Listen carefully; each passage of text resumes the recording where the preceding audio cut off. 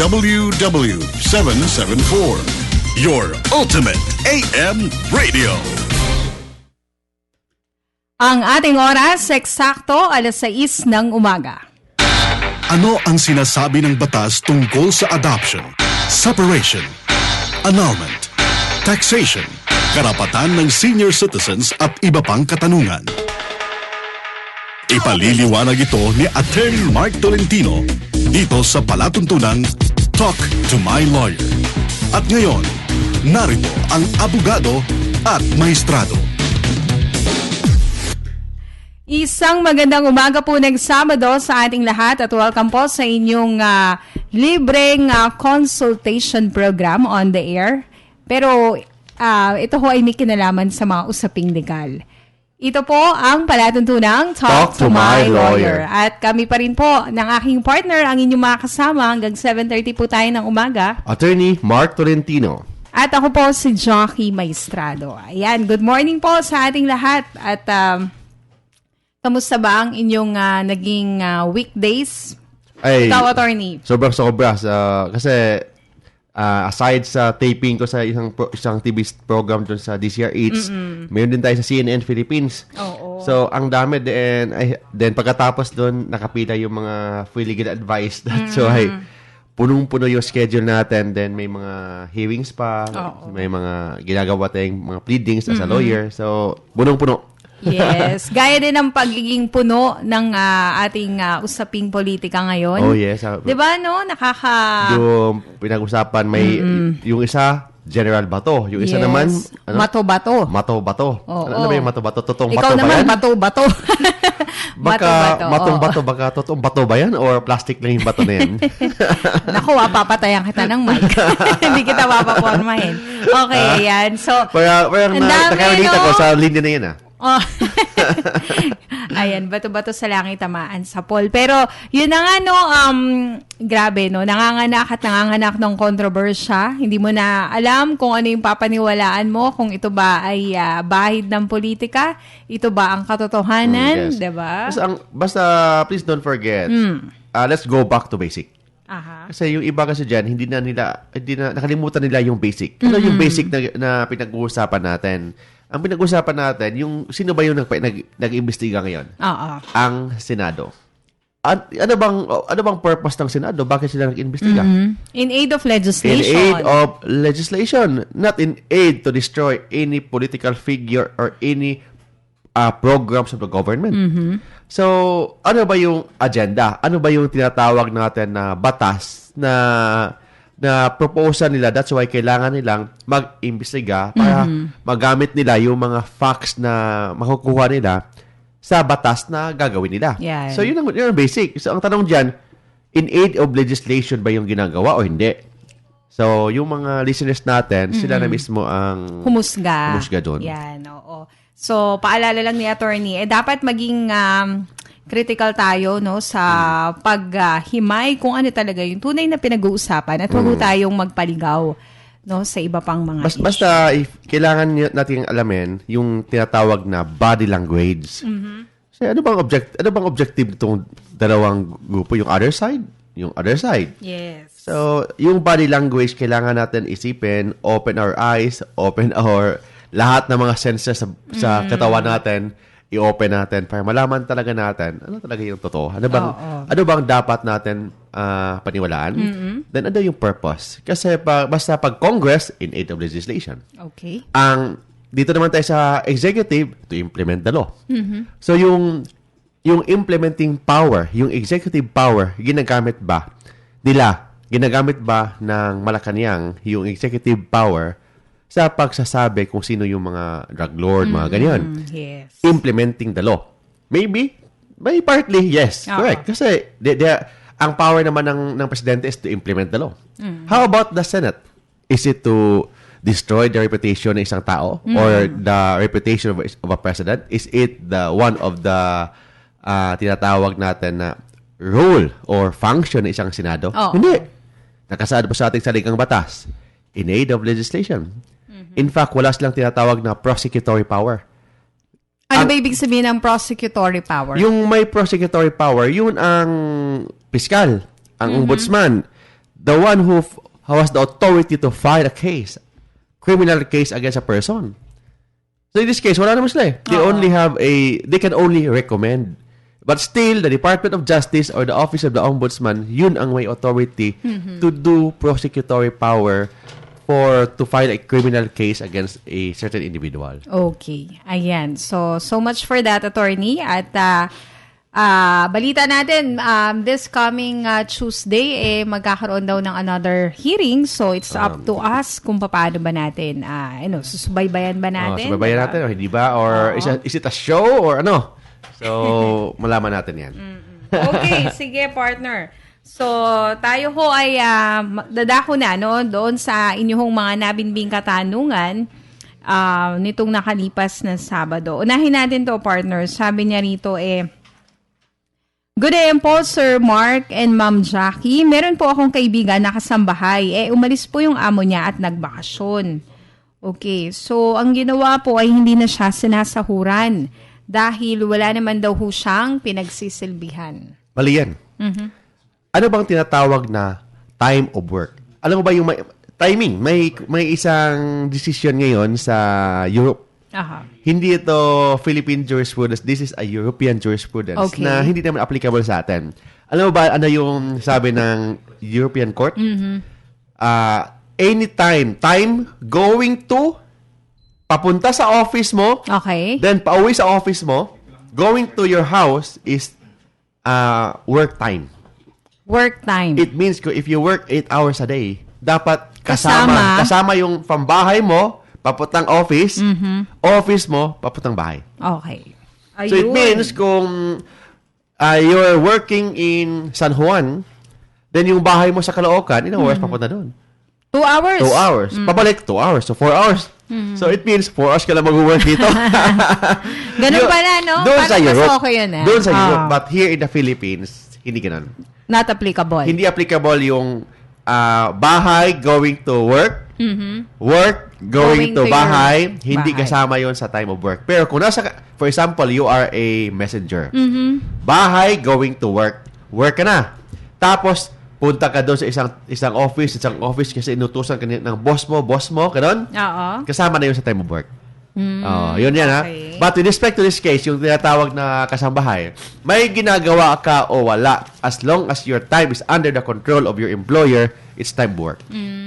For example, doon ka lang nakatunganga, hinihintay mo yung amo mo, time of work yun.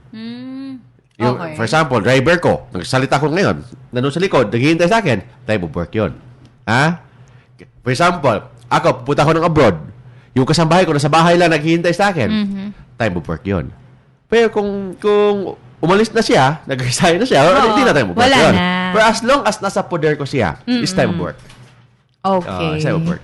Ayun. So, malinaw po yun, no? Na hindi ibig sabihin na wala ho yung amo, automatically nag-i-stop na ho doon yung kanyang mga benepisyo at sweldo. Regardless. Yung sinasabi kong time of work, ang ibig sabihin, dapat may sahod. Kasi time of work. So, it means, oras ng trabaho yan. Kahit wala kang ginagawa dyan. For example, housemaid ka. Walang amo mo. Abusado kang housemaid. Ang ginagawa mo, anood ka ng TV. Pinalakasan mo yung aircon ng bahay ng amo mo. Kinakain mo yung lahat ng pagkain doon sa refrigerator. Time of work pa rin yan. Time of work pa rin. Ang saya nun no? As long as nandun ka sa poder nila. Okay, sige partner. Tayo noong September 7, 2016, meron ho kaming na-receive na sulat galing kay Ginang Maria Luz Suralvo. At ang tanong niya, partner, something to do doon sa SSS claim ng kanyang asawa. Tama ba? Okay, pero ang sinasabi niya kasi, partner, so kasal sila. And then after ilang taon lang, nagkahiwalay sila. Si Mister nagkaroon ng karelasyon. And then dumating dun sa punto na namatay si Mister. Siya bilang kasal, no, asawa, kasal naman siya. Gusto niya makuha yung claim, 'di ba, doon sa SSS. Alam mo yung tanong diyan. Alam mo ba? Yung claim ng SSS, sinong may karapatan? Yung babaeng pinakasalan o yung babaeng nag-alaga hanggang sa kamatayan. Yan, oo. Yan. Ganun yan eh. Kasi palagi, ang sinasabi ni wife, kabit ka. Pero hindi mo ba alam na yung kabit na pinag-uusapan mo, siya yung nag-alaga sa asawa mo na hindi mo inalagaan habang kamatayan? Hanggang kamatayan. Hanggang kamatayan, di ba? So, sino ang may karapatan? Yung babaeng pinakasalan o yung babaeng nag-alaga hanggang kamatayan. Di ba? Pasensya, yung babaeng nag-alaga, but yung legal wife ang may karapatan. Kasi you have no personality over the person of that guy. He is only your boyfriend-in-law. Kahit na nagsasama kayo ng 20 taon dyan, hindi mo siya asawa. Ibig sabihin, ano bang personality mo over the claim or kahit anong properties ng lalaki na yun. Except kung may anak kayo. Kung may anak kayo, yung mga anak ninyo, illegitimate child, may right kasi they are children. But ikaw, pasensya na, but you have no right. Ayun. Kaso nga, ito nga ang problema nga, partner. Duduktungan ko lang. Etong si legal wife, kiniklaim na nga niya. It so happen, nalaman niya na meron palang outstanding loan si Mister. So, for her na makuha yung benepisyo, yung tawag doon, yung pensyon, dapat daw bayarin yung outstanding loan. Ay, ang tanong niya, hindi naman siya ang nakinabang. Okay. Ang pinag-uusapan dito, utang. Okay. Ano ba yung... Go back to basic tayo. Ano ba yung utang? Utang, is a private contract yun. Ang ibig sabihin, private contract, it is a personal contract of one person to another. Kasi personal contract yan, ang utang ni Jackie Maestrado, hindi utang yan ni Attorney Mark Tolentino. Kasi utang lang niya yan eh. Pwede ko bang ipasa? Hindi pwede ipasa yan. Pwede. Same also, for example, may anak din si Miss Jackie Maestrado. Hindi niya pwede ipasa, hindi niya pwede imana yung utang. Ang magbayad ng utang, yung mga properties, yung mga claim. In this case, ang magbayad ng utang ng kanyang mister, yung claim. Kung may sobra, doon pa lang makukuha niya. Kung may sobra, yung balance lang. Okay. So, ano yun? Kailangan ba talaga bayaran niya yung loan? Hindi siya ang magbabayad. It is the claim ang magbabayad. It is the claim or the SSS benefits, yun ang magbabayad sa mga utang. Then, paano kung wala? Kung walang sobra, wala na. Pero yung utang, for example, yung claim na makukuha niya is 100,000. Yes. Pero yung utang is 500,000. Lugi pa. Oo. So, yung 400,000 na balance, hindi pwedeng bayaran yan ni legal wife. Kasi hindi naman sila, unless na yung utang na yan, under the family code, naka-benefit yung family. Kaso nga in this case, parang malinaw na hindi, diba? Diba kasi, diba sabi natin na may tinatawag tayong conjugal properties. How about conjugal obligations? May ganun ba? Diba, may word ba nga na conjugal dictatorship? Diba nung dati, nung panahon ng martial law. True. So, in this case, is there conjugal obligations?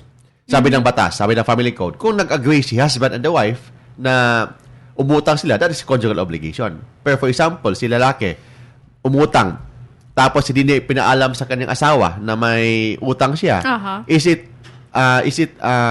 charged against the conjugal properties? Depende. Kung yung utang na yan, incur to the benefit of the family, yes, pwede. Yan, kailangan i-prove yan na nakabenepisyo ang pamilya. Pag hindi nakabenepisyo ang pamilya kasi ginagamit lang ni lalaki, lakwat sa doon, lakwat sa dito, babae doon, babae diyan, hindi pa pwede yan. Hindi yan charged sa conjugal properties. Okay. Yan, malinaw po, no? So, yun pala. Okay. Sige. So, ito pa, partner. Sabi rito, something to do with... okay. Good day po. Attorney, ask ko po, ano ang maganda gawin sa nangungutang na 1 year and 8 months na? Ang usapan nga ho, nanghiram siya kasi ng 20K or 20,000 dahil inenegosyo niya at hati kami sa kapital. Pero, 8 promises na, hanggang ngayon, ala pa rin. At kami pa ang masama. Hindi naman kami lending institution para hanapan niya ng kung ano-anong license. It's a matter of trust. Dahil inaanak namin siya, kaya nangibabaw pa rin yung relasyon and nagbitaw kami ng pera. We filed a complaint sa subdivision officers at sabi baka di daw niya sisiputin dahil Dahil yan din ginawa niya sa iba pang mga hiniraman niya. So, ano po ang dapat gawin? Ganun, In the very first place, ano bang authority ng subdivision officers? Wala. Parang ang role kasi... Parang hearing lang no? Formality. Pwede isipitan, pwede hindi. Kasi wala namang authority ang subdivision officers. Ang subdivision officers, may authority lang yan over housing issues. Like for example, may house rules and regulation kayo sa subdivision ninyo. Mga rules doon na bawal magtapon dyan, bawal ang aso doon. Ano pa yan? Yung kulay ng bahay mo, dapat brown lang, hindi pwede orange. Yes. So, yun lang ang subdivision officers. Yun ang authority ng subdivision. It means yung away lang sa kapitbahay sa mga rules and regulations sa subdivision. Pero about utang, yung subdivision officers, walang authority. Ang may authority to do that is the barangay. So, pupunta kayo sa barangay. But please don't forget, sabi ng ating saligang batas, walang nakukulong sa utang. Hindi ka makukulong sa utang. Yun ang very clear yan nakasaad sa ating saligang batas. Swerte tayo dyan. Kasi i-compare natin sa ibang bansa, kung may utang ka, pwede ka makulong. But dito sa Pilipinas, walang makukulong sa utang. Except kung may kasamang panloloko. Doon na pasok ang estafa. Yung kung may tinatawag kayong cheque. In this case, 'di ba, parang nanloko kasi ayaw ng bayaran. Hindi, yung hindi pagbayad is hindi siya matatawag na estafa kasi ang estafa kasi may fraud. For example, pwede kong uutang ako sa iyo, bigyan mo ako ng pera, gamitin natin ito para magnegosyo tayong dalawa. Tapos yung pera, ginakaw, hindi ginamit, ginawan parang may misappropriation of funds. In that case, that is estafa. Okay. Or for example, humingi ka ng pera ni Jackie Maestrado, 1 million pesos para isimento sa bahay mo. Okay. Isimento sa bahay mo. Grabe naman yun, 1 million. Hindi, yung bahay mo malaki. Okay. Yung bahay mo mansion Tapos, ang usapan ninyo, 5 inches ang kapal ng semento. Pero ang nilagay mo, 2 inches lang. That is estafa. Panuloko yun. Kasi usapan ninyo 5 inches, bakit naging 2 inches lang? So, doon lang pasok ang estafa. Pero mere fact na umutang, hindi nagbayad, in that case, kahit na nagsabi siya na meron siyang deadline. Kahit na. That is only utang. Utang, walang nakukulong sa utang. Kahit na credit card, walang nakukulong sa credit card. Yes, Okay? So, that's why, pag mga credit cards, ang ginagawa nila, ayaw nilang bigyan ng credit card ang mga abogado. Pangalawa, police. Pangatlo, alam mo pangatlo? Ano? Mga media. Media, alam na bakit? Alam nila bakit. Kasi pagkalat yung mga panloloko nila sa mga kliyente nila. Yes, masisira sila. Masisira sila. So, in this case, anong gagawin niya? Yun lang, collection. Mag-file siya, for example, less than 100,000, di ba? Small claim. Pupunta siya sa barangay muna. Pag barangay walang kasunduan, the barangay will issue certificate to file action, CFA. Then, mag-download siya sa internet or pupunta siya sa mga courts ng tinatawag na small claim form. Okay, fill up niya yung small claim form, then i-attach niya doon lahat ng mga evidence na inutangan siya. Then, i-file niya sa MTC. Municipal Trial Court. Wala nang hearing yan kasi that's a small claim. So, the court will decide based on the evidence presented.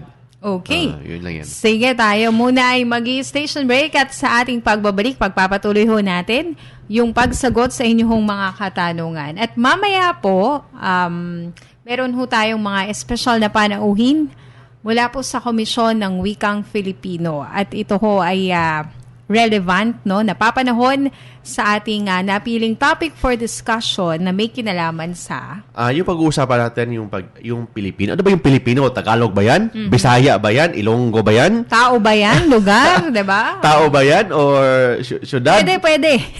Tao? Diba? Pilipino. Tao ba yan? Yes. Or salita? Ano ba yung... ano bang pagkakaiba ng language sa dialect? Diba? Meron ba? Tanungin natin yan yung resource mamaya, person natin. So, dyan lamang ko kayo. Magbabalik po ang palatuntunang Talk to my lawyer. WWW774. Ang ating Philippine Standard Time, 19 na minuto, makaraan ang ika-6 ng umaga. Time check is brought to you by Triple H Ashitaba Herbal Capsule, the longevity herb of Japan. Triple H Ashitaba is BFAD approved and halal certified. Mabibili sa Mercury Drug, Southstar, Generica at sa lahat ng butika nationwide. Traffic na naman. Sana maka-boundary. Kayang-kaya mo yan. Mukhang maghapong pukpukan to ah. Kayang-kaya mo yan. First time ko sa Maynila. Kayanin ko kaya? Kayang-kaya mo yan. Sa bawat hamon ng buhay, kayang-kaya mo yan. Kasama mo ang Gin Kapitan. May sarap at hagod na kayang-kaya mo. Para sa pag-angat sa buhay. Para sa pag-asenso sa trabaho. Para sa pangarap na hinahangad. Kayang-kaya mo yan. Basta may Gin Kapitan, kayang-kaya. Kayang-kaya talaga ang bawat hamon. Kasama ang Gin Kapitan. May sarap at hagod na kayang-kaya. Drink responsibly. Kayang-kaya. Isuzu Trucks, the country's #1 trucks for 16 consecutive years, is giving you more reasons to love it. From light, medium to heavy-duty trucks, Isuzu has an entire lineup of #1 trucks that could steer your business on the right track to success. For you, we're giving 30,000 pesos discount on the N-Series trucks, 40,000 pesos discounts on F-Series, and 50,000 pesos discount on the C and E Series. And free LTO registration good for 3 years and 10,000 pesos worth of parts coupons. Avail of Isuzu's #1 trucks and enjoy discounts and freebies. Promo is until September 30, 2016 only. Hurry, visit www.isuzufil.com or check out print ads and flyers for more details. Per DTI FTEB SPD permit number 9210 series of 2016. At ngayon, narito ang Talk to My Lawyer. Kasama si Attorney Mark Tolentino at Jackie Maestrado.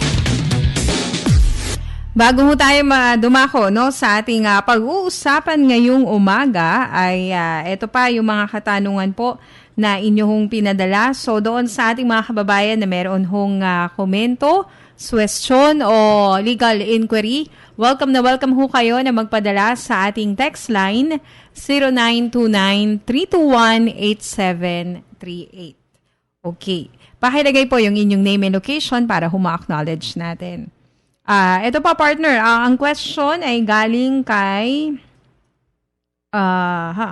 ako alam pangalan, pero sabi niya rito dun ho sa kaso nung pinagamit ho yung plane ticket sa iba, example may nangyari ho dun sa eroplano, may claim ba ako sa insurance? Kasi nga ako yung na-aksidente, pero sa plane record di naman ako yun. Very basic yan, hindi naman ikaw na aksidente eh. Yes.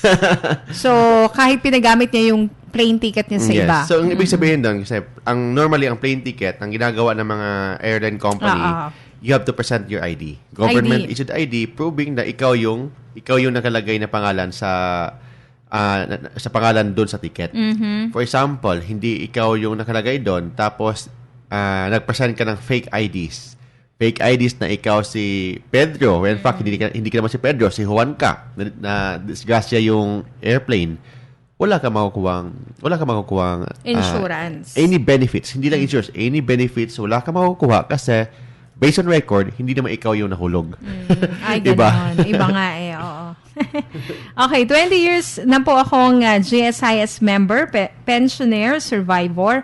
Attorney, 1,500 pesos sana po madagdagan. Sana ho makarating daw kay President Duterte or QC Police since 1972 daw siya to 1995. Ayan. Yes, sana makaabot to. Kasi anyway, yung mga kasama natin, mga cabinet members, they're listening to Talk to My Lawyer. Yung may user akong kilala nagte-text sa akin ngayon sa DOJ, yun. So baka makaabot doon. Okay, sige po, gagawin natin ang paraan. Salamat po. Meron akong anak na babae, nagkaanak nung so kinasal naman siya pero di ho valid yung marriage kasi married pala yung lalaki sa abroad. Nagkaanak siya, lalaki. Ngayon ho, 15 years old na, nagkaasawa. And then, pinakasalan ho ng dating boyfriend niya, pero ang surname niya ay sa dati pa ring nakarelasyon. So, mula ho na nag-aral siya, yun hong surname ang ginamit. Pero nung minsan, nakita ko surname ng bago ni daddy ang nakakabit doon sa pangalan. So, ano po ba ang dapat gawin? Nakakabit sa asawa, ano ba? Nakakabit doon sa pangalan ng bata. Ibang kabit yun, partner. Ibang kabit yun. So, ang klaro natin dyan, we have to clarify. Sabi ni Texter na yung anak niya kinasal pero void. Oo. Wala siyang right na to say that the marriage is void. Kasi for purposes of remarriage, kailangan may judicial declaration declaring the marriage void. Aha. So, ibig sabihin, hindi pwede na, void pala yung kasal namin kasi kasal pala yung asawa ko. So I have now the right na to remarry. Again, hindi pwede yun. Kasi for purposes of remarriage, kailangan na may judicial declaration declaring the previous marriage void. Oh, yun yan. Okay. Very basic yun. Alright, sige. So, eto pa. Magtanong po ako, ang barangay ayaw ho mag-imbestiga sa akusado, gumawa ho ng illegal document, tapos ang akusado tumakbo sa Los Angeles, California. Ayaw pa rin hong bigyan ng papeles o ayaw rin bigyan ng papeles ang barangay officials sa naiwanang anak na illegal settler daw ho. Ayaw umalis sa lupa ko na titulado. Ano ho ba ang dapat kong gawin sa problema para humapaalis daw yung anak? Ayan, maraming salamat po. Anak ng? Nung akusado. Okay. Kasi si akusado, nagsa-albalutan na.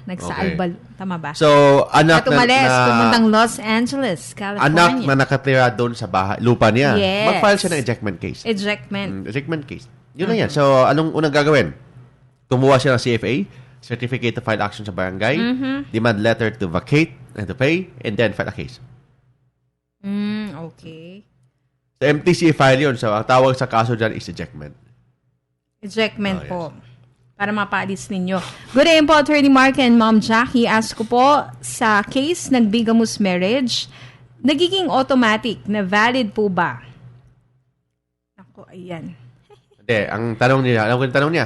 Sandali, partner. Sa dami ho kasi ng mga nagpapadala ng text messages. Ayan. Automatic ba na valid ang dating void marriage kapag annulled na? Yes, kung kailangan, ang sinasabi ko kanina, kung kasal ka sa isang lalaki na may asawa pala dati, ang ibig sabihin, yung kasal ninyo, bigamos. Bigamos marriage. Ang ibig sabihin ng bigamos marriage, void yung kasal ninyo. Void ang kasal. Ibig sabihin, kasi void ang kasal ninyo, lahat ng anak ninyo of that bigamos marriage are all illegitimate. Okay. But, hindi ibig sabihin na kasi void yung kasal ninyo, pwede ka nang magpakasal ulit. Okay. Kasi sabi ng batas, for purposes of remarriage, kung gusto kang magpakasal ulit, kailangan yung previous marriage mo na bigamos, kailangan ipa-declare yun sa court as null and void on the ground that it is bigamos. So wala kang karapatan na magsasabi na ito ay bigamos marriage. Only the court has the authority to say that that marriage is void on the ground that it is bigamos. For purposes of remarriage. Kung gusto nyo hong muling magpakasal. Pero kung ayaw ka lang magpakasal kasi gusto mo lang live-in lang, pwede ba ganun? Pwede. So, ibig sabihin na hindi na kailangan ipa-annul yun. Pero kung gusto ka magpakasal ulit, kailangan talaga. Okay. Sige. So, meron pa tayong 2 minutes before we take another break. Sabi rito ako po si Mang Pastor Delphine, taga Tarlac. Tanong ko lang po, may karapatan ba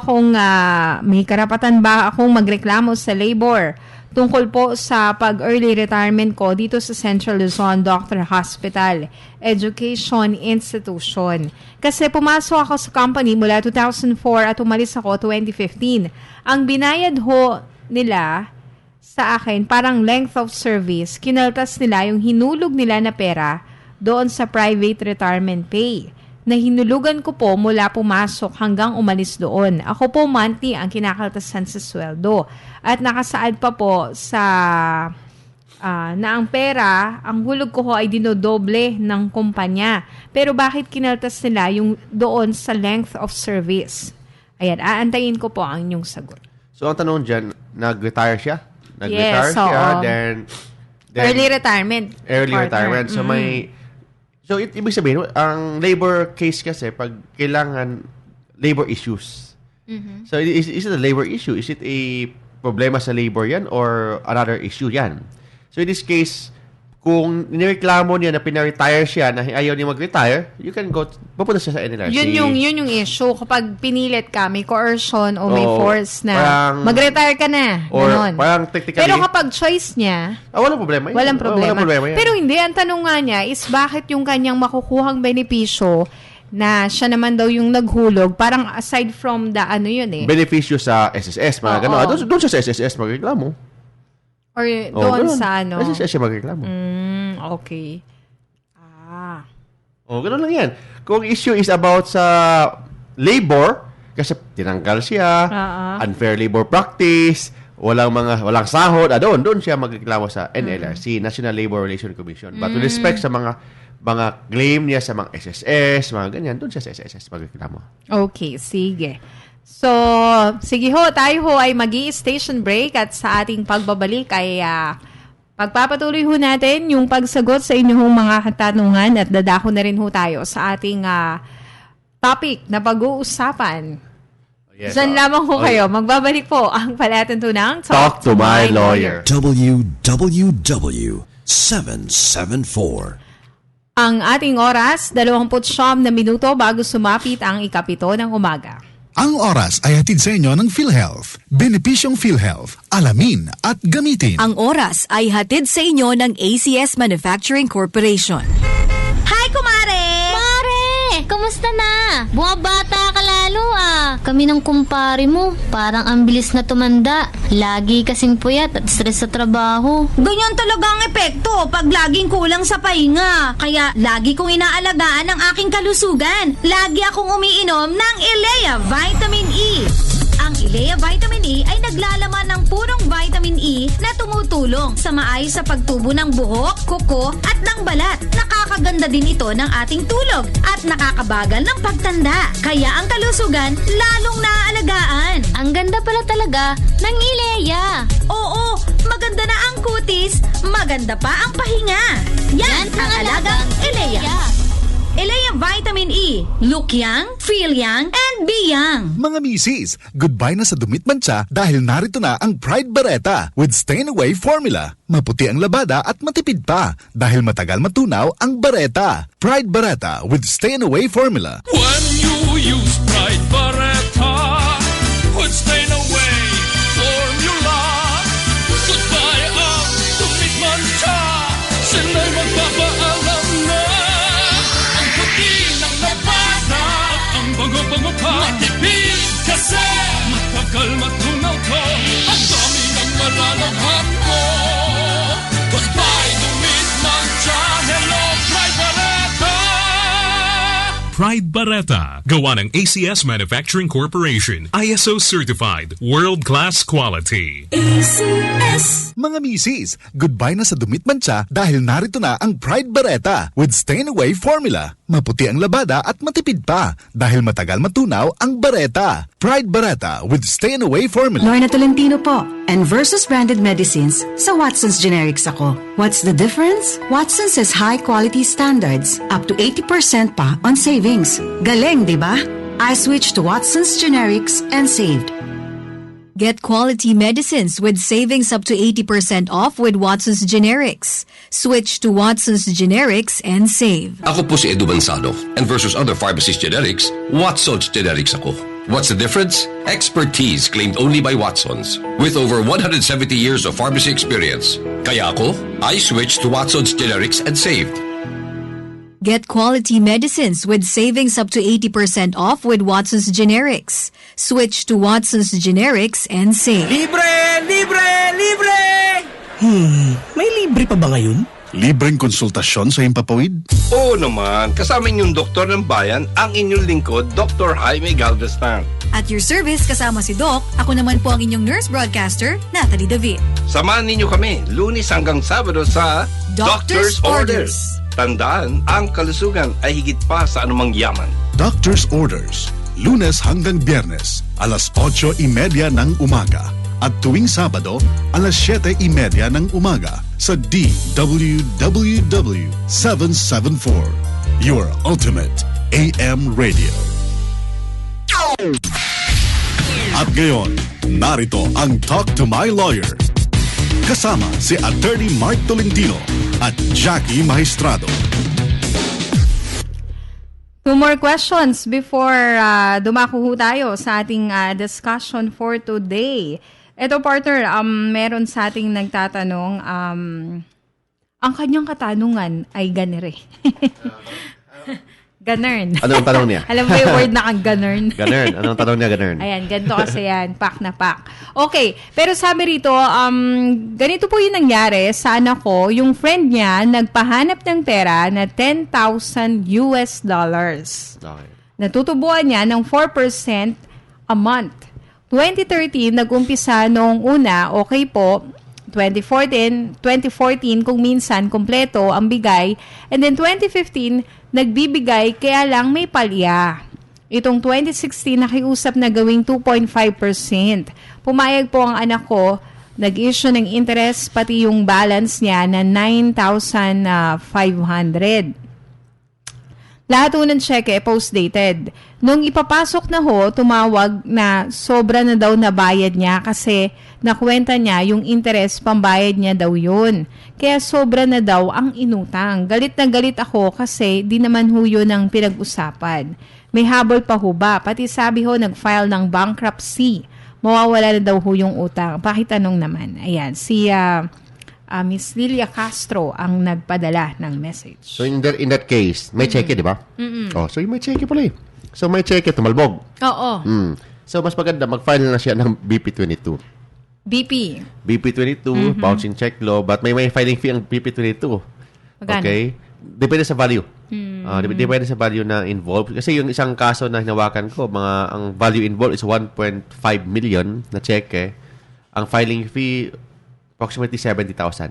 70,000 yun sa 1.5 million, ha? Oo. So, kung mas malaki yan, so, depende yan. So, mag-file siya ng BP22 pag tumalbog yung cheque. Mag-file siya ng collection suit. Collection suit. Collection suit. Then, pag na-bankrupt, paano yung kung na-bankrupt yung kuan? Tama ba daw yun kapag nag-declare ng bankruptcy, automatic, ala na yung utang? Anong bankrupt na hindi naman siya corporation? Di ba? Babankrupt yung isang tao? Di ba? Yun ang nga eh, no? In this case, hindi excuse yan.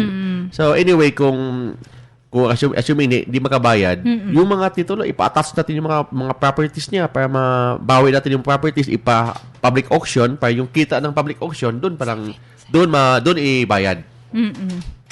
Okay, sige. So, ito pa question, partner. Paano ho ba makuha yung original duplicate owner o owner copy, TCT, na tinangay ng akusado sa pag-alis niya sa California? Kung nawala. Then mag-file siya. Tinangay, partner, ninakaw. Ninakaw. So, kasi pwede ka mag-file kasi ng reconstitution pag nawala. So, ang gagawin mo, mag-file siya ng petition for specific performance. Specific performance compelling na yung isang tao niyan kinuha yung titulo. Kasi dalawa lang yun eh. Pag ang titulo nandyan pero hindi bigay, specific performance. Pag ang titulo nawala talaga, mag-file siya ng reconstitution of title. Okay.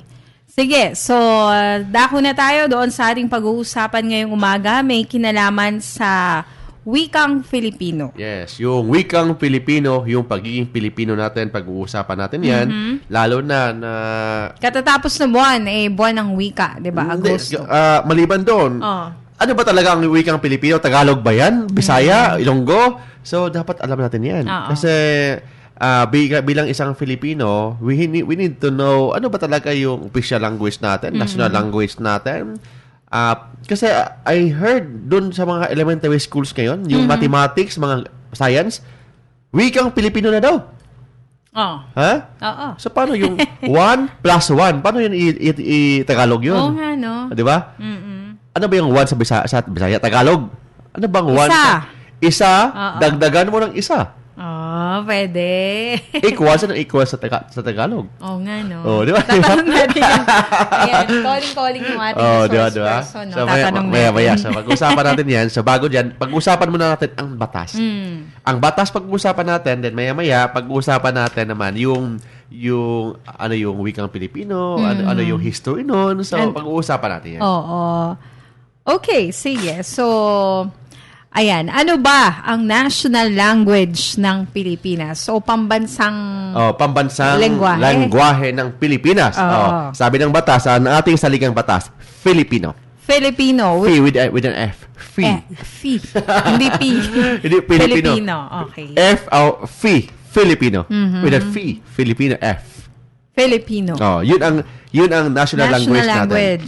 And it evolved further. So parang sabi ng batas, Filipino, but kailangan pa ito i-develop na i-integrate and in-enrich yung Philippines and other languages. And other languages. So, kailangan, hindi lang yung Filipino, word of Filipino, isa lang yan. I-integrate pa, isama sa pag-develop ng Filipino ang ibang mga lengguwahe. So, yun ang sabi ng ating saligang batas. So, the Congress will be the one to initiate the use of medium for official communication and language in educational institution. So, dapat may batas kung paano gamitin yung Filipino language. That's why ngayon, ang mathematics, Filipino na daw. Ang siyensya, Filipino na, science. Culture, mga sibika at kultura, daw, Filipino na daw. So, yun ang sabi ng batas. Pero kailangan may Congress, may tinatawag na congressional, may law, may batas. But normally, ang national language ng Pilipinas, Filipino. Okay. Ano yung sinasabi nilang Tagalog? Diba? Yung sinasabi nilang Tagalog. Diba dati ganyan eh? Ano bang sinasalita mo? 1935 Constitution, 1973, ang official language is na hindi naman nakalagay doon Filipino. Ang nakalagay doon Tagalog and other languages, parang gano'n. So, may word Tagalog. So, parang tinanggal yung word na Tagalog kasi parang parang nasaktan konti ang mga Bisaya. Kasi saan ba unang pumunta si Magellan? Saan ba unang nag-start ang Spanish colonialization? Di ba doon sa may Leyte or doon sa may Mactan area or somewhere in Agusan? Pinag-uusapan pa yan saan daw yung Limasawa. Di ba? Limasawa. Okay, Limasawa kung saan unang nagmas ang Pilipinas. Limasawa in Leyte or Limasawa in Butuan. So, that's another issue. Debatable pa yan. Kung saan unang nagmas, Catholic Mass. Is it in Limasawa in Leyte or Masawa in Butuan? So, dalawa yan, ha? So, but Limasawa man yan or Masawa man yan, doon yun sa may Visayas area or Mindanao area. So, doon nag-start. For si Magellan, yung cross ni Magellan, dinala niya sa Cebu. Yung unang street ng Pilipinas, sa Colon. Also in Cebu. So, bakit Tagalog? So, that's why tinanggal ang Tagalog, ginawang Pilipino. Kasi ang unang... Ang alam ko nga yung word na Tagalog is parang coined or mula ho doon sa Taga-Ilog. Taga-Ilog. Pero nag-start talaga ang Spanish, yung colonial rule, okay? Yung nag-start talaga doon sa may Visayas area. Then next na itong sa Manila area. May pagkakaiba ba, partner, yung national language doon sa official language ng Pilipinas? Iba yun. Kasi yung official language, yun ang pinag-usapan sa education, sa mga official communication sa government. Yun ang official language. Kasi sabi ng batas, for purposes of communication and instruction, the official language of the Philippines are dalawa. The official languages of the Philippines are Filipino and until otherwise provided by law, English. Dalawa. So it means mandatory ang Filipino. Unless na baguhin ng batas kasama ang English. Pero yung English, kung may batas na sabi, tanggalin ang English, gawin natin Spanish. Ganon. So pwede yan. Kasi sabi ng batas, Filipino and unless otherwise provided by the law, English. So, hindi mandatory pala ng English? Hindi mandatory. Okay. That's why, sabi ng batas, the official language of the Philippines, the official languages are Filipino and unless otherwise provided by law, English. But, may mga regional languages. Ayan na. Yun ang mga auxiliary official languages. Kasama din yun. So, yung mga official auxiliary languages, kasama din yung mga Ilocano. Ilocano ba term? Oo. May Waray, si Bisaya, may may Chabacano. So, doon na yung mga tinatawag na auxiliary official languages. Auxiliary official language. So, okay. So, ano naman yung batas mismo doon sa mga national languages natin? Yung mga national languages natin. So, may batas na may tinatawag natin National Language Commission. So, yung committee ng national language para i-promote yung Filipino. Kasi there's no such thing as Filipino language. It's Tagalog. So, bago pa lang yung Filipino, so, parang in-integrate na yung Tagalog, Bisaya. So, doon na yung word na Filipino. Okay. Sige. So, mandatory pa ba yung Spanish and Arabic languages sa college? Ayan, Spanish ako, meron akong Spanish classes nun eh. Optional na lang yan. Diba? Optional Optional pero before, mandatory before yun. So, kailangan alam mo yung... Como estas?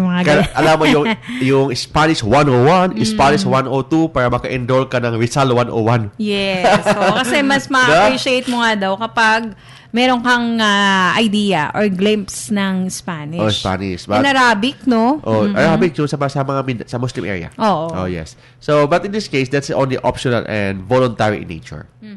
Basta very clear lang.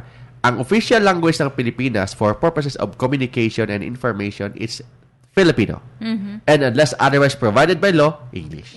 So it means yung English, depende sa batas. Pero yung Filipino, kailangan may saligang batas. Baguhin natin ang ating saligang batas. Aha. Ayan. Okay. Pero parang sa salukuyang setup na meron ho tayo. Parang English? English eh. Kasi yung Filipino, debatable pa yun eh. Yung ano ba talaga ang Filipino? Is it... Kasi pag nagsasalita ka ng word, nagtatagalog.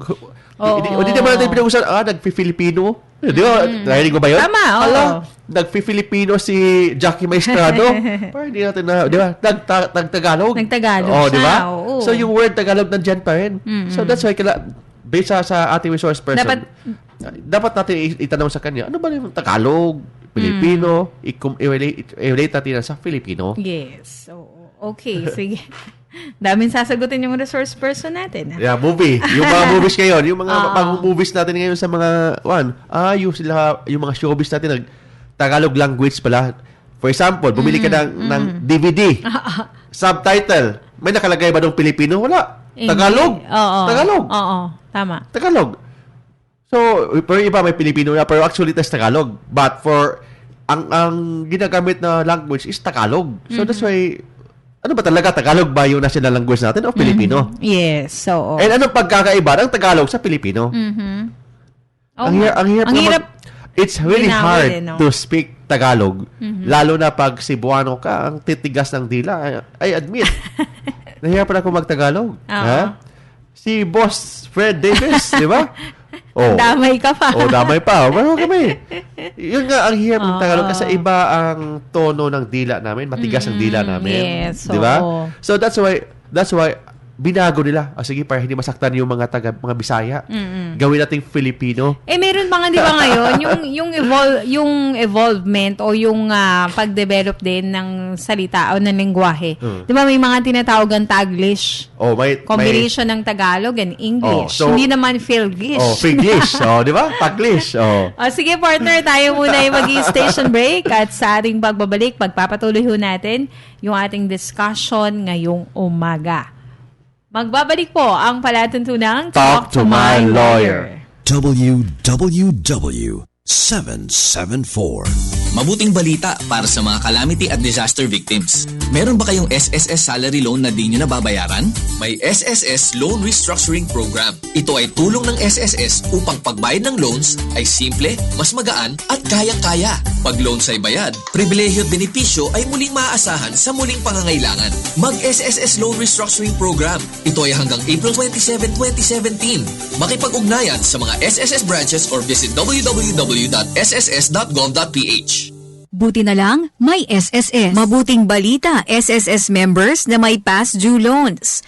Magbubukas ang 109 SSS branches sa lahat ng Sabado ng Setyembre, September 3, 10, 17 at 24, mula 8 a.m. to 5 p.m. para tanggapin ang inyong applications sa Loan Restructuring Program o LRP.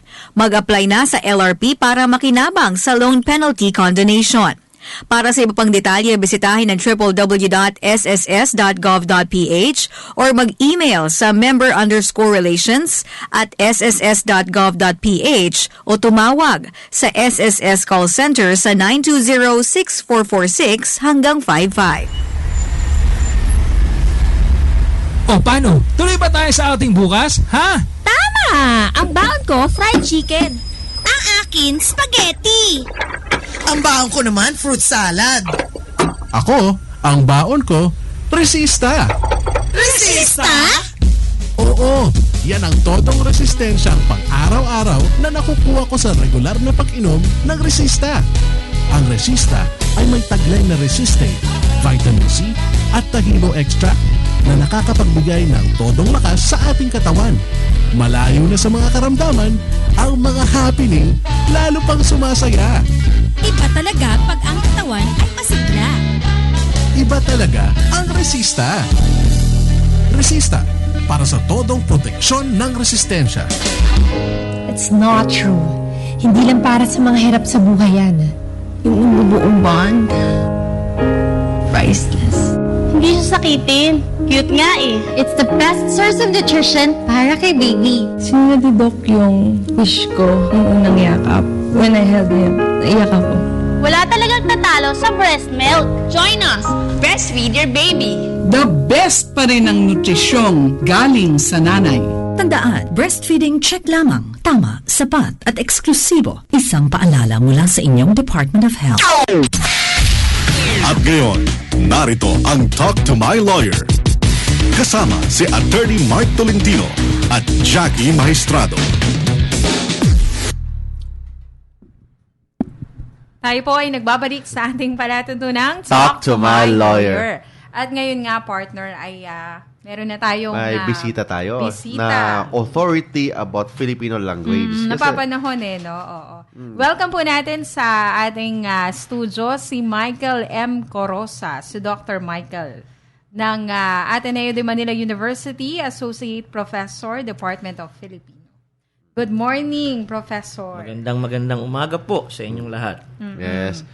So, Professor, ano bang pagkakaiba ng Filipino at saka Tagalog? Ayan. Yun ang basic naririnig ko na nga kayo kanina nag-uusap pa no? Dami niyo pong sasagutin Oo, naku, parang ang hirap-hirap. Hanggang oras tayo dito? Mga alas 12 ng tanghali na tayo. 7:30 po. Una, yung Filipino, yan yung nasa constitution nga natin ngayon, tinatawag na wika natin, di ba?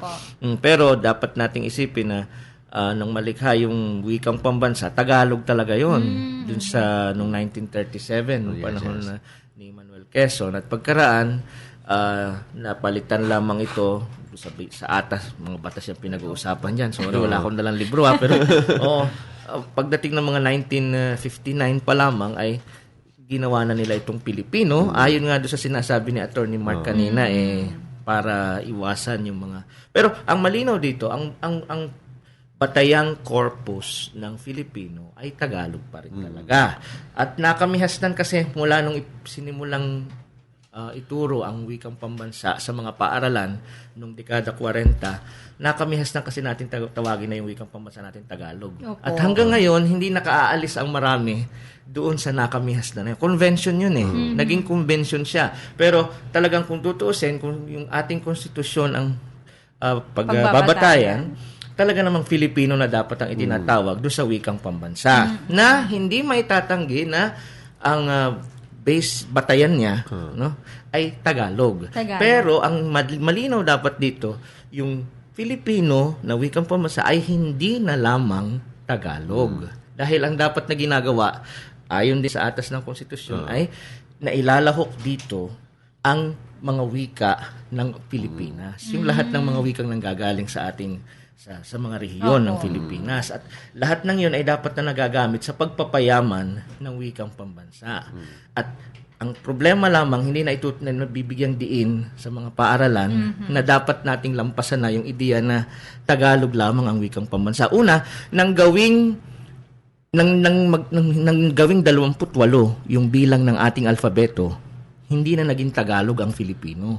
Kasi ang Tagalog bilang wika ay may 20 titik. At yun yung abakada Ayun, hailama ng o para sa tauwaya. Yun pala yun. Nare-refresh tuloy ako dun sa akin. Yun ang Tagalog. Yun ang Tagalog. 20 lang. Pero, ang ating Filipino na wika ngayon ay may 28 titik. So, ano po yung nadagdag? A, B, C, D, E, F, G, H, I, J, K, L, M, N, N, N, G, O, P, Q, R, S, T, U, V, W, X, Y, Z. Saan po galing yan? At yan, mga nadagdag na yun, yung C, yung N-nye. Hindi, yung N-nye, nandun na yung dati pa. Abakada ilama na nga. Ngayon, no? At kaya, ang tawag na natin mismo dito ay, ibinatay na natin dun sa panawag na English, yung pangalan ng mga letra natin. Pero yung mga tunog na F, yung Q, yung X, lahat yan ay ipinasok na sa ating alfabeto. Hindi lamang para tanggapin yung mga salitang nanggagaling sa English, kundi maging sa mga katutubong wika natin, alam mo, sa Ifugao, may titik F sila. Kaya nga, ang tamang tawag sa kanila ay Ifugao, hindi sila Ipugaw. At nung naging Tagalog ang wikang pambansa natin at sinusulat sa libro, ang pangalan ng ating mga kapatid doon sa rehiyon na yun, ang pagsulat sa kanila, Ipugaw. Sasabihin nila, hindi naman kami Ipugaw, kami ay Ifugao. Ang mga taga-Batan, sila ay mga Ivatan, hindi sila Ibatan. Iba yun. Nagtagalog yung Ibatan So, in this case, sir, anong pagkakaiba yung Filipino sa Pilipino? Ay, yung Filipino na tawag, nung mga dekada, magnatapos ang dekada 50, ito ang definition niya ay standardisadong Tagalog. Standardized Tagalog, yung Pilipino. Yung Filipino, ano naman Filipino, yun yung wika na inclusive. Yung kinapapalooban na ng lahat ng mga wika sa Pilipinas. Kumbaga, partner, yun yung... Kasama na yung Cebuano, Ilonggo, sa Filipino. Paano naman, Professor, yung Pilipinas? Kasi diba, sinasabi may Filipinas din? Oo, may Pilipinas din. May ba? Pero tinan mo Ginawin natin kay Prof. Ito lang. Ganito lang naman yan. Bago maging wikang pambansa ang Tagalog, at yun ay naideklara noong 1937. At sabi, isisimulang ituro ito noong 1940. Bago yung panahon na yun, ang mga Pilipino noon, mula nung panahon dumating ang mga Kastila, hanggang doon sa bago mag-1940 na maging opisyal na wika ang Tagalog, ang spelling naman nila ng Pilipinas at ang paraan ng pagbigkas na sabi, Filipinas. Kasi Kastila ang pinanggagalingan natin. Yes. Oo nga, no? Kaya nga, bago maging opisyal na wikang pambansa ang Tagalog, Filipinas yun. At marami kang makikita ng libro na nakasulat noon, kahit pahayagan na Filipinas. Kaya lang naging Pilipinas yun, ay dahil nga naging pambansang wika, Tagalog. At doon sa Tagalog, sa alpabetong Tagalog, nakita mo, abakada, hailama na o para sa tauwaya, walang F. Wala. Kaya nung ginamit na opisyal na wika ang Tagalog, natanggal si F. Wala ng F, P, yung pwede lang ang gamitin mo. Kaya ngayon si Lope Casantos, na siyang ama ng Balarilang wikang Filipino. Alam mo ba ang apelido niya? Yung Lope Casantos. Hindi yung Lope Casantos, yun ay Lope C. Santos. Dahil ang apelido niya ay Canseco, yung C. Pero siya mismo, sinunod niya sa Tagalog yung kanyang apelido. Kaya ginawa niyang K. Ginawa niyang Canseco. Yan. Partner, Pero nakita nyo, tayo naman, yung mga ibang Pilipino, kahit na alpabeto natin Tagalog, yung mga apelido natin, hindi natin sinunod. So, halimbawa, kung Tolentino, ikaw, mahistrado. Kung mahistrado ka, hindi yan magiging G. Yung magiging H dapat yun. Kasi hindi naman nagtutunog H ang G. sa Pilipino. Sa Tagalog. Sa Espanyol, sa Espanyol, tutunog siyang H. Diba? Pero Espanyol ka pala, partner. Yung aking apelido, Corosa. Hindi naman ginawang K ng mga ninuno ko, yung K-O-R-O-S-A, yung aking apelido, para sumunod sa Tagalog. Kaya nga, lumilitaw ang mga Pilipino, meron silang alpabetong Tagalog na na Tagalog na wikang pambansa, pero ang spelling ng mga pangalan nila hindi sumusunod sa alpabeto ng wikang pambansa. Kaya nga nung paglaon, hanggang na naging Pilipino siya, ganun pa rin. Kaya kung apelido mo, Villagracia. Yung Villagracia, the Villagracia, di ba? Pagkat alpabeto mo Tagalog, at yun ang wikang pambansa, magiging Villagrasya. Villagracia. Magiging ganon. Pero kaya nga yung Filipino mismo, yung sa konstitusyon ng ating 1987 Constitution, yung Filipino, na-accommodate na lahat ng Filipino, yung kahit yung mga pagbaybay ng ating mga apelido, at gayon din, yung lahat ng ating mga wika sa Pilipinas, gaya nga yung Ivatan, Ifugao, kahit yung mga Maranao, yung kanilang mga wika sa ating alfabeto ay nagkaroon na ng representasyon yung mga tunog. Ayan, sa pagbabalik natin, babanggitin natin yung question part. Oh, yes. Then mag-text kayo with your answers. Yes, with your name. Name, location. And yung sagot mismo. Yeah, at magkakaroon sila ng chance na manalo ng Triple H Ashitaba Herbal Capsule na box. Isang box. Na papadala natin. Oh, yes. Okay, so hindi muna natin bibitawan si Professor Michael dahil alam ko, Prof, tula ang expertise mo eh. Naman. Sige, so ihinga natin si ganun. si Prof ng kumbaga tula. Balagtasan tayo ngayon. Balagtasan. Okay, so dyan lamang balak sa Bisaya. Dyan lamang balak. Ganun ba? Magbabalik ho tayo at dyan lamang ho kayo. Ite-text niyo ho mamaya yung inyong sagot at bago ho tayo matapos ay babanggitin natin yung winner partner. 0929-321-8738. Magbabalik po ang palatuntunang Talk to my lawyer. WWW774.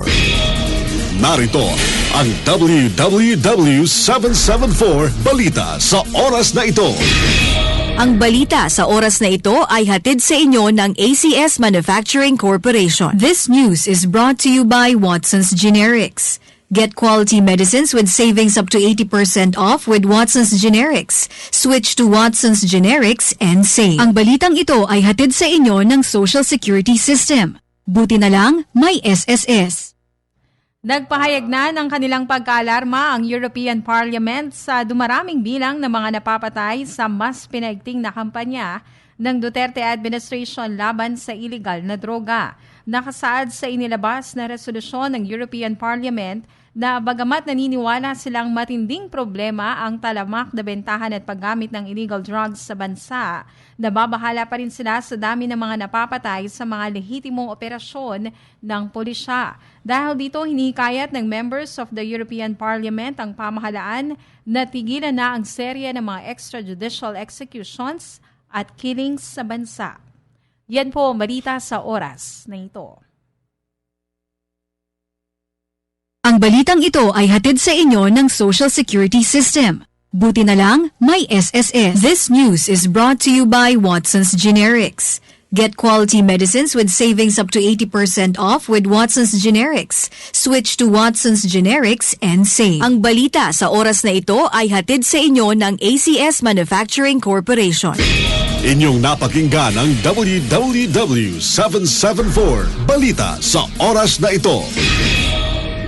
Mabuting balita para sa mga calamity at disaster victims. Meron ba kayong SSS salary loan na di nyo nababayaran? May SSS Loan Restructuring Program. Ito ay tulong ng SSS upang pagbayad ng loans ay simple, mas magaan at kayang-kaya. Pag loans ay bayad, pribilehyo at benepisyo ay muling maaasahan sa muling pangangailangan. Mag-SSS Loan Restructuring Program. Ito ay hanggang April 27, 2017. Makipag-ugnayan sa mga SSS branches or visit www.sss.gov.ph. Buti na lang, may SSS. Mabuting balita, SSS members na may past due loans. Magbubukas ang 109 SSS branches sa lahat ng Sabado ng Setyembre, September 3, 10, 17 at 24, mula 8 a.m. to 5 p.m. para tanggapin ang inyong applications sa Loan Restructuring Program o LRP. Mag-apply na sa LRP para makinabang sa loan penalty condonation.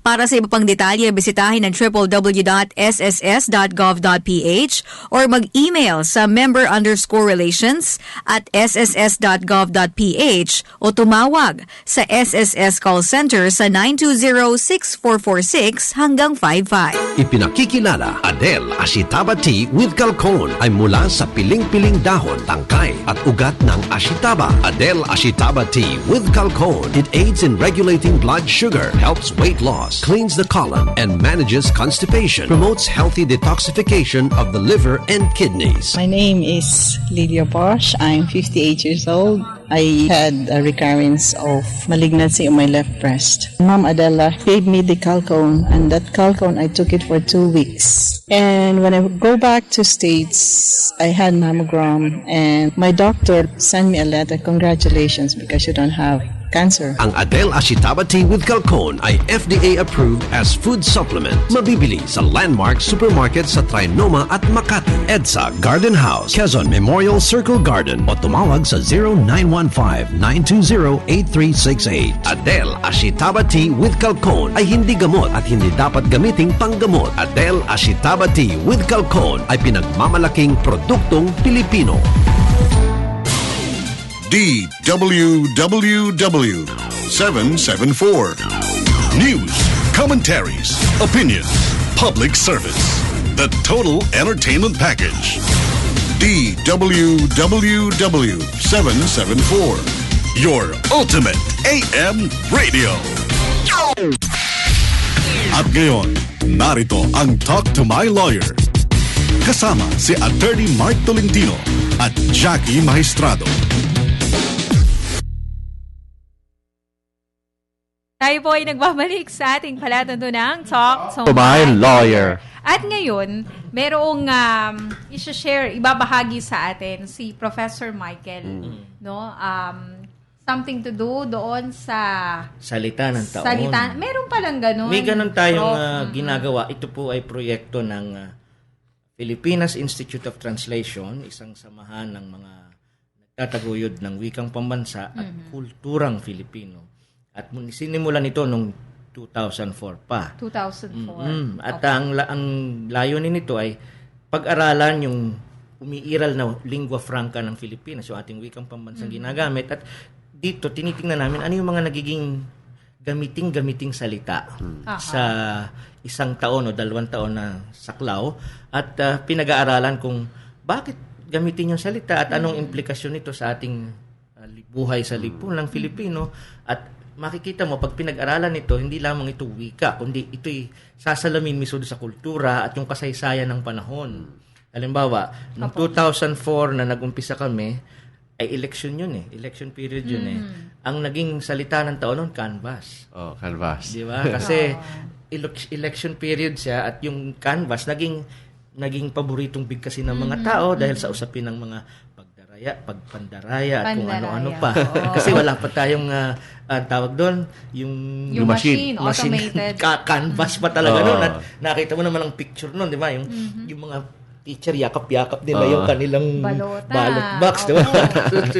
Kaya yung canvas ay napakalaking salita ng taon na yun. Noong 2005, ang naging salita na ito ay huweteng. Ito mo yan. Kaya yung kasaysayan, makikita mo sa mga diniklara naming salita ng taon Noong 2006, ang naideklara naming salita, lobat.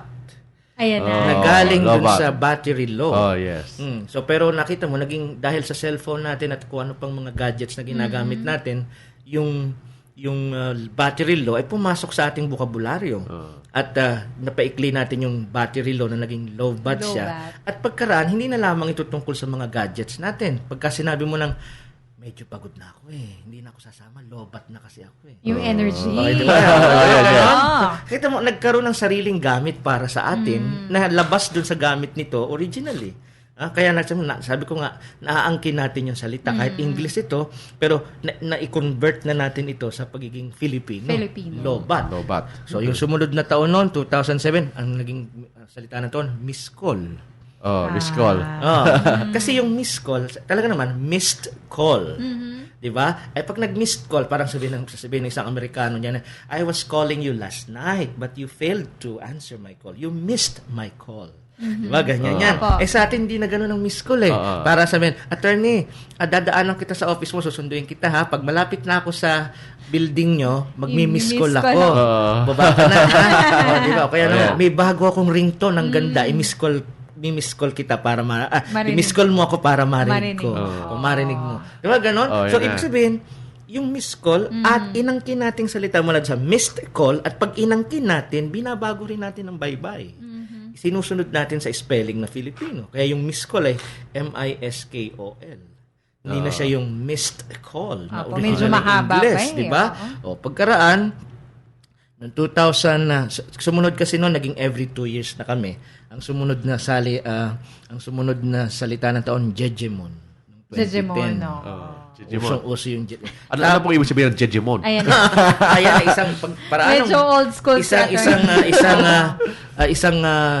Ayon nga sa pagkakalarawan ni Dr. Roland Tolentino na isang subversibong paggamit ng paraan ng pagsusulat na nauso sa mga tao na para kumawala sa mga konbensyon ng yun nga sa texting kasi talaga yung may mga kung ano-anong mga hello po yung mga gano'n so nagkaroon ng mga kung ano-anong expression na nagpapakita ng kanilang ekspresyon na labas do sa mga conventions. Alam mo naman minsan talaga yung convention nakakakulong diba? Totoo naman pagkaraan yung 2012 wangwang at ibino ngayon ang pag-upo ng bagong presidente natin noon na si Pinoy. Yung kanyang wangwang naging lingwahe naging salita yung wangwang. Noong 2014, 2 years ago ito, naging selfie. Selfie. Yes. Walang hindi nagse-selfie na sa atin ngayon Lalo yung mga cellphone talaga niya, ganun. May groupie pa nga, Prophet. Ngayon, sa taong ito, saklaw ito nung 2 taong nakaraan. Actually, salita ng taon lang ang tawag natin, pero ang saklaw nito ay nakaraang 2 taon. Ang mga nominadong salita ay ito. Pakinggan ninyo 10 itong nominadong salita. Bullying. Photobomber. Foundling. Hugot. Lumad. Millennial. Meme. Netizen. Tukod. Viral. Diba mga salita itong narinig nyo nitong nakaraang 2 taon? Yes. At makikita nyo, gamit na gamit natin yan ngayon. Kasi, ibig sabihin, maaring ang salita ng taon kasi maari itong lumang salita na Filipino na nagkaroon ng bagong kahulugan sa atin ngayon. Halimbawa, gaya ng hugot. Lumang salita na yan. Matagal ng salita yung hugot na yan. Pero nung araw, sa lawikain pa nga, pag may sinuksok, may mahuhugot. Diba? Pag ganon. Pero ngayon, ang ibig sabihin ng hugot, hindi Pag sinabi, pag ikaw, Lisa, diba sabi niya, lalim naman ang hugot mo. Pinagmumulan. May pinaghuhugutan. Ganyan. O yung tukod ng, sabi nga, description ng traffic yan ngayon Pag sinabi, ay naku, huwag kayong dadaan sa EDSA, tukod sa EDSA. Samantalang ang tukod lang naman nung araw, tukod na pag mayroong isang bagay na nalalaglag, tutukuran mo. Ganun, tukod. Pero ngayon, sabi ko, bakit nga? Pagtataka ko nga, bakit naging tukod yung pagka tukod daw Pero nakita mo, ganun kabuhay ang wika at nagbabago ang wika. Ang mga nadadagdag dahil sa mga bago nating karanasan ay nagkakaroon ng mga bagong salita. Kahulugan. O kaya naman yung mga dati ng salitang umiiral ay nadadagdagan ng mga kahulugan para makaangkop sa bagong sitwasyon ng Filipino. At yun ang pinag-uusapan sa kumperensya ng Sawikaan. So doon sa 10 nabanggit nyong posibleng maging salita ng taon, pipili po? Sino po ang may mga pipili? ganito yan. Kumperensya ito sa Makati dahil ito may komite na nagnomina nitong mga salitang ito na mga bumubuo sa Philippines Institute of Translation. Ang mangyayari, magkakaroon ng kumperensya. Yung mga inimbitahang mga scholar ng wika ay magbubuo ng kanilang mga papel ng pag-aaral na tatalakayin nila, babasahin nila doon sa kumperensyang magaganap sa October 5, 6, 7. 3 araw yan. 3 araw na kumperensya ito na magaganap sa October 5, 6, 7 sa Benitez Theater, College of Education, UP Diliman, Quezon City. Ngayon, ipipresenta nila yung kanilang mga pag-aaral doon sa sa konferensyang yon at doon mismo sa kalipunan na yon ng mga magbubuo sa konferensya, doon pag-uusapan at pag-dedebatihan kung alin sa mga salitang yan ang magiging karapat-dapat na kilalaning salita ng taon. Ay, ganoon ba? At yung mga salita ng nominadong yan lahat ay madaragdag sa diksyonaryo ng wikang Filipino. Taglay yung bagong kahulugan na dala-dala nila ngayon. Ibig sabihin, kung halimbawa yung salitang hugot, nasa diksyonaryo na yan. Pero yan, maidadagdag bilang, halimbawa kung may numero 1, 2, 3, 4, 5 yung meaning, merong magkakaroon siya ng pag-anim na meaning at sasabihin, ganito ibig sabihin yan.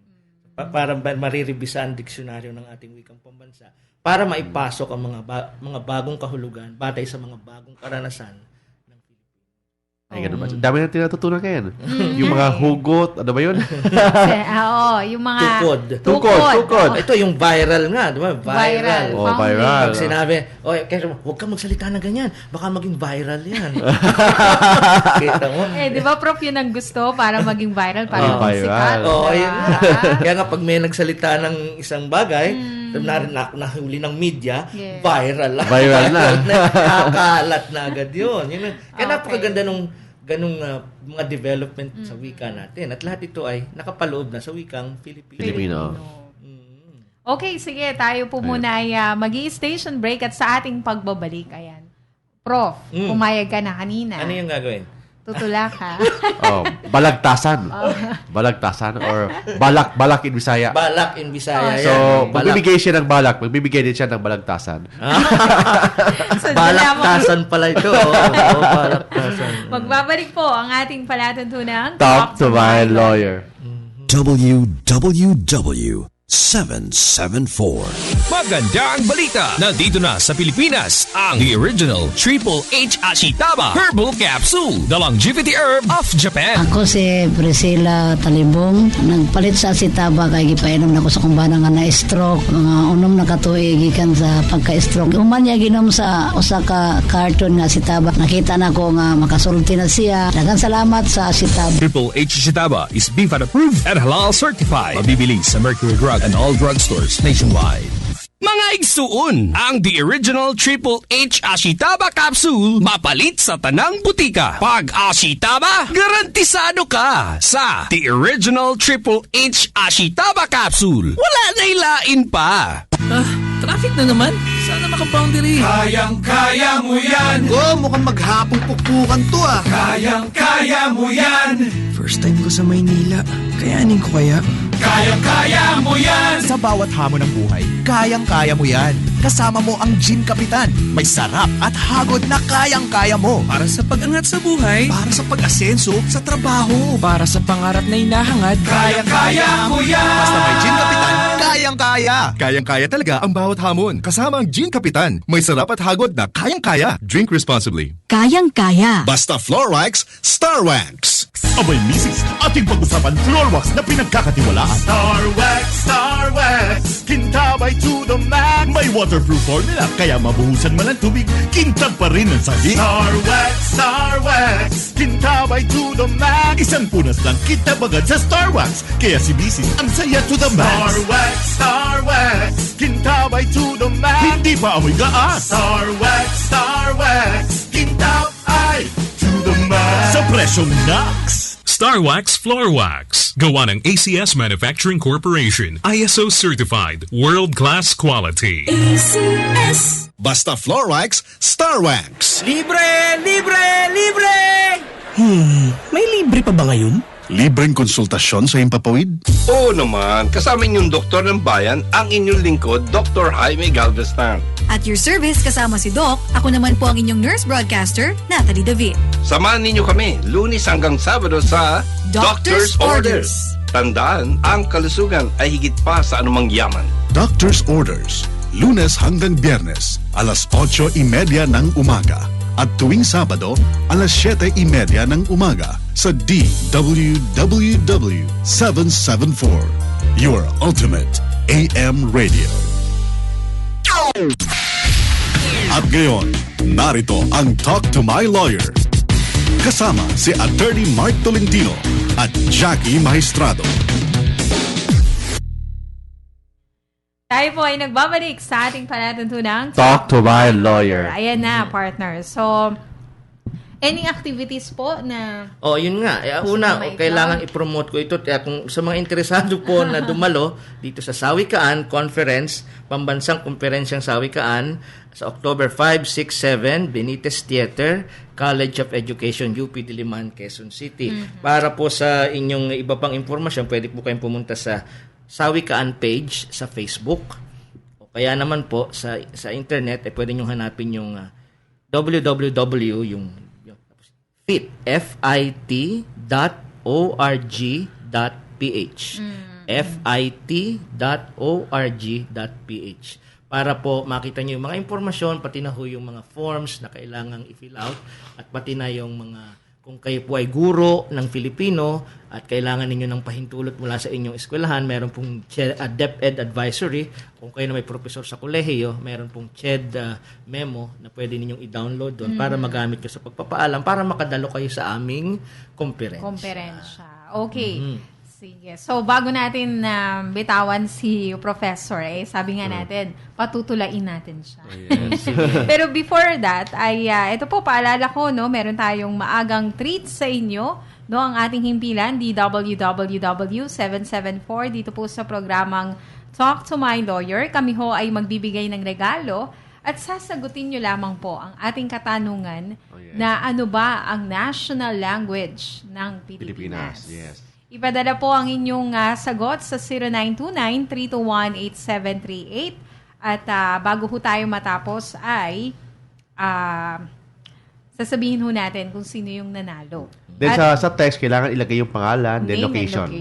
Yes. At bilang po sa inyo, regalo, ay bibigyan ho namin kayo ng isang box ng Triple H Ashitaba Herbal Capsule. Okay, sige. So, ayan na. Tutula ba talaga? Si Professor. Naku, Panginoon ko. Teka, maghahalongkat tayo sa memorya ng aking lumang tula. Nung mas bata-bata ako. Una muna, Prof, bakit yun yung napili mo? Tula ko. Tama hugot. ba yun? Tama Ganito ba yun, yan. Prof? Una, kasi hindi ko naman alam na tutula ako. Sa makatwid, kailangan halungkat ako sa aking alaala ng tula na kabisado ko. Okay. At itong mahahalungkat kong tula na ito, dahil kasi lagi kong binibigkas talaga ito. May hugot talaga itong tulang ito. At nasulat ko ito nung maraming taon na parang kaedad mo na yata yung tula ko, attorney Tolentino. Pero waistline ko noon, 28 lang. Aba, doon na lang tayo, Prof, 28. Pero itong tula na ito, ang pamagat Alak. At may hugot ito para sa lahat ng mga nagmamahal at magmamahal na kahit nabigo na ay magmamahal pa rin. Abo, may narinig ako doon. Diba? Ito yung alak. Alak. Ang alak anilay gamot pampalimot. Epektibong lunas sa sama ng loob. Bisay talab agad, lagok lang ng lagok. Hanggang sa manghinat ang diway mag-antok. Ano kung mag-amoy chiko at magpungay? Ngumawat sakali magpasuray-suray. Ano kung litisin ng makatatanaw, bigat ng dalahin, hindi niya alam. Kagabi, nagsayaw pati postet bato. Samboting nabasag sa paghalak ko. Nang tiyan ko'y halos pumutok na lobo. Nasuka ko pati ang aking pustiso. Ay, sana kagabi nang ako'y magsuka, napatapo na rin ang iyong alaala. Wow! Bakpak! Partner, ano masasabi mo? Ano yun? Parang alak? Akala ko balak sa mga lasenggo. Hindi tama yan. Tama, pwede alak, balak. Balak sa lasenggo. Pwede yan. Hugot si si Prof. Oh, yes. Bakit ba, Prof? Naman, hayaan mo na yun. Personal na lang. Yung pumalakpak doon sa labas, alam niya yun. Ayan, kasama natin sa himpilan si Miss Natalie David at si Darlene Olanyo. Okay. Mukhang nakarelate sila eh. Nakarelate sila, magkalasenggo sila. Ano ba kayo doon? Yung nagmahal, magmamahal, nasaktan, pero piniling magmamahal. Magmamahal ulit. Wow, diba? So, parang teary-eyed ako Parang nasaktan ba ako? Hindi. So, ayan nga, no? Ang ganda nun, Prof, no, na kumbaga, ekspresyon ng sariling damdamin. Diba? Naintindihan mo. At yung ginamit yung mga salita doon ay talagang alam ng Pilipino talaga Filipino yun. talaga. Yes. So, yung paggawa ng tula is a talent. Oo. So, hindi lahat ng tao kayang gumawa ng tula. Ha? Sabi nga, di ba, Prof, kasi ako, A-Bilit ako Oh, A-Bilit literature. Oh. So, di ba, pag nagsusulat daw ho ng tula, kumbaga, mas magandang magsulat ka kapag nandun ka dun sa mismong emosyon na meron ka. Unlike kapag, Pwede naman, pero merong iba naman pananaw. Ibig sasabihin naman na iba, kailangan magkaroon ka muna ng konting aesthetic distance. Ayan. Distansiyang estetiko na kailangan pagmunihan mo munang mabuti yung karanasan para naman ang masusulat mo hindi naman nag-uumapaw doon sa damdamin talaga. Okay. Meron namang pareho namang gumagana yun na pwede namang puno ka ng emosyon. Kaya pag binasa mo yung sulat mo, sabi mo, ang daming hugot nito. Di ba? Yes. Kaya naman, pagka naman medyo lumayo ka ng konti doon sa danas, may distansya. mas magkakaroon ka naman ng wisdom doon. Mas medyo wise ka na doon sa susulatin mo. Kasi napag-isipan mo na eh. Diba? Yes. So, ayan. Sige. So, ang ganda nun, Prof, ha? At salamat po sa pagpapaulak ninyo sa amin. May sagot na dyan? May sagot Meron na. Ang dami na.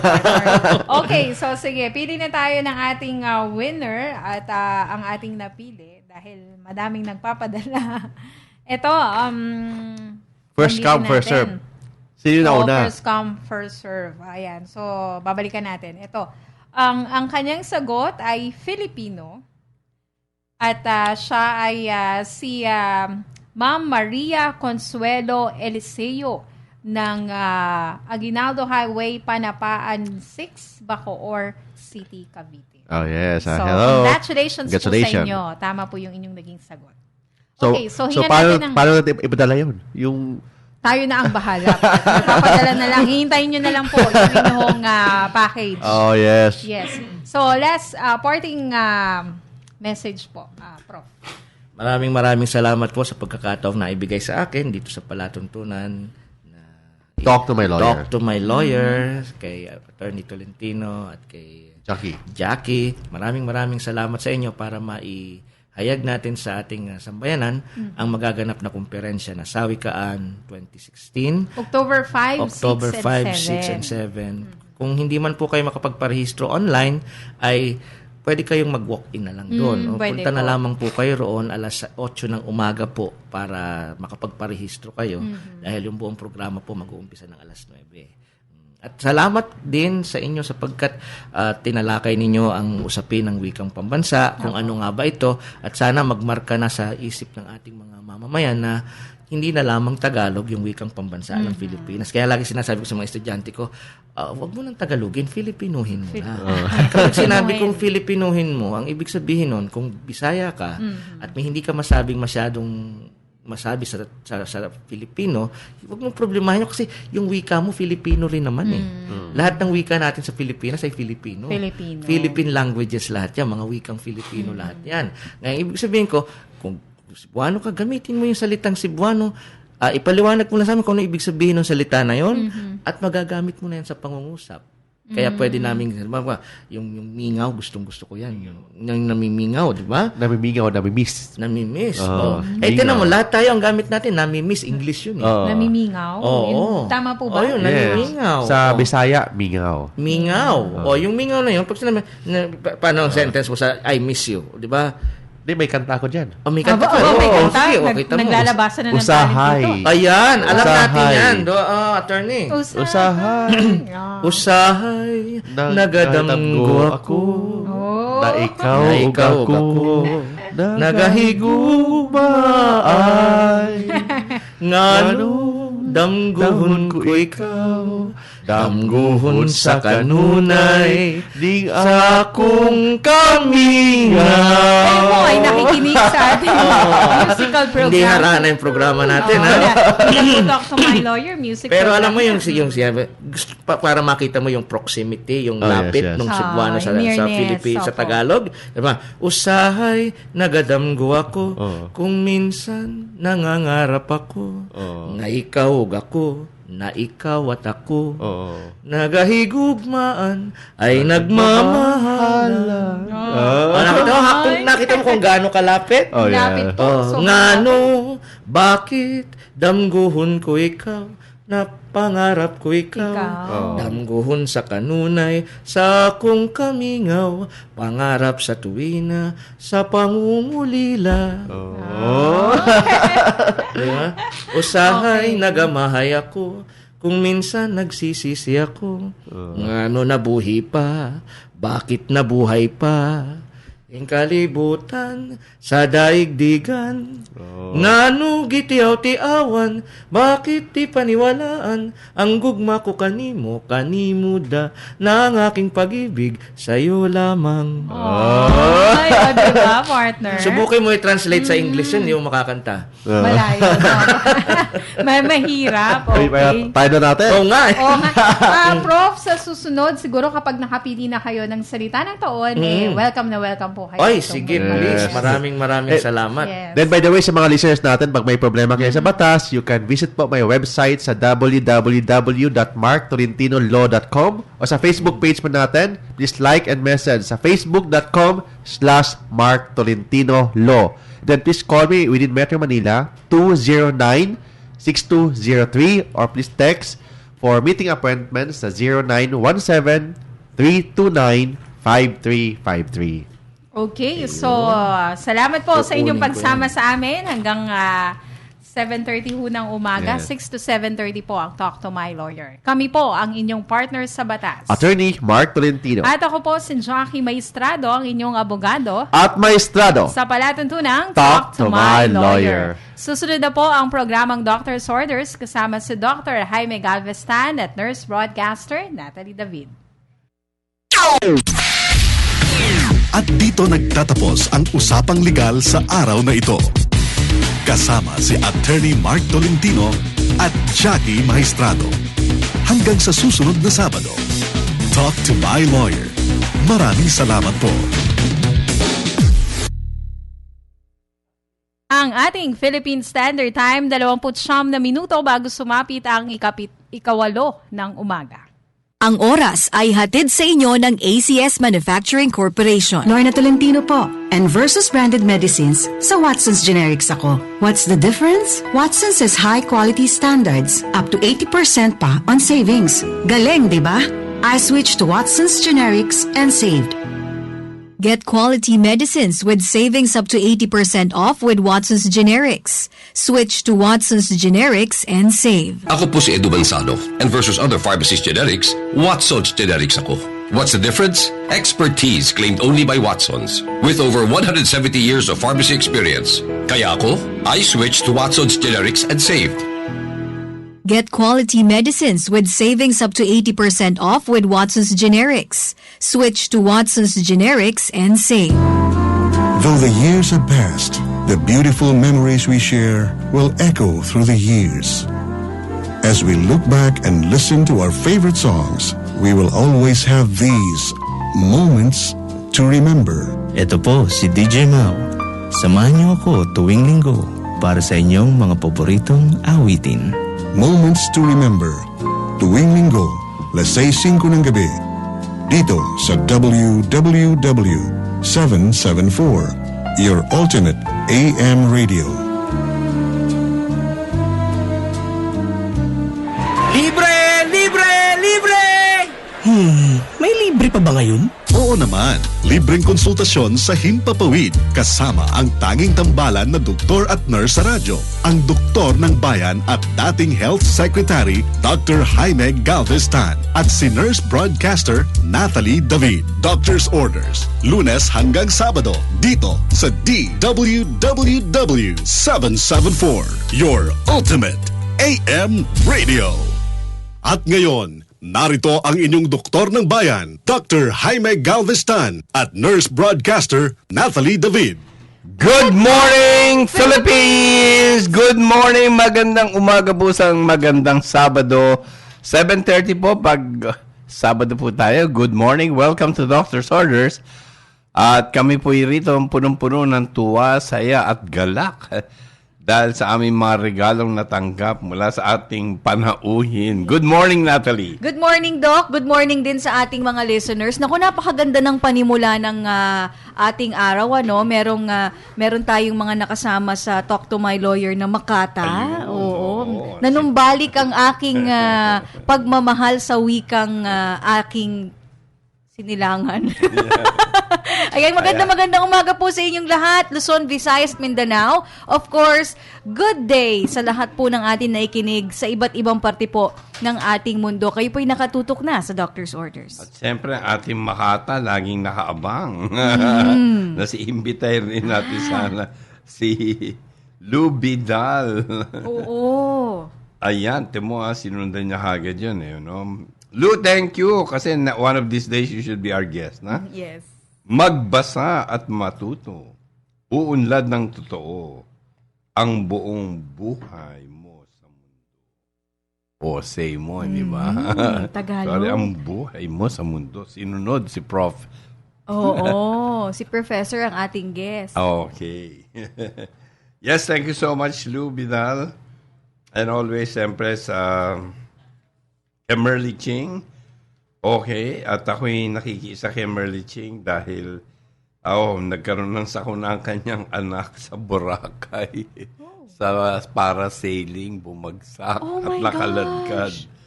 Okay, pero sige tuloy na tuloy po ang free clinic. Really? Today at acupuncture training natin sa September 24. Today po, La Consolacion College. We have a free clinic, and then, of course, September 24, an acupuncture training.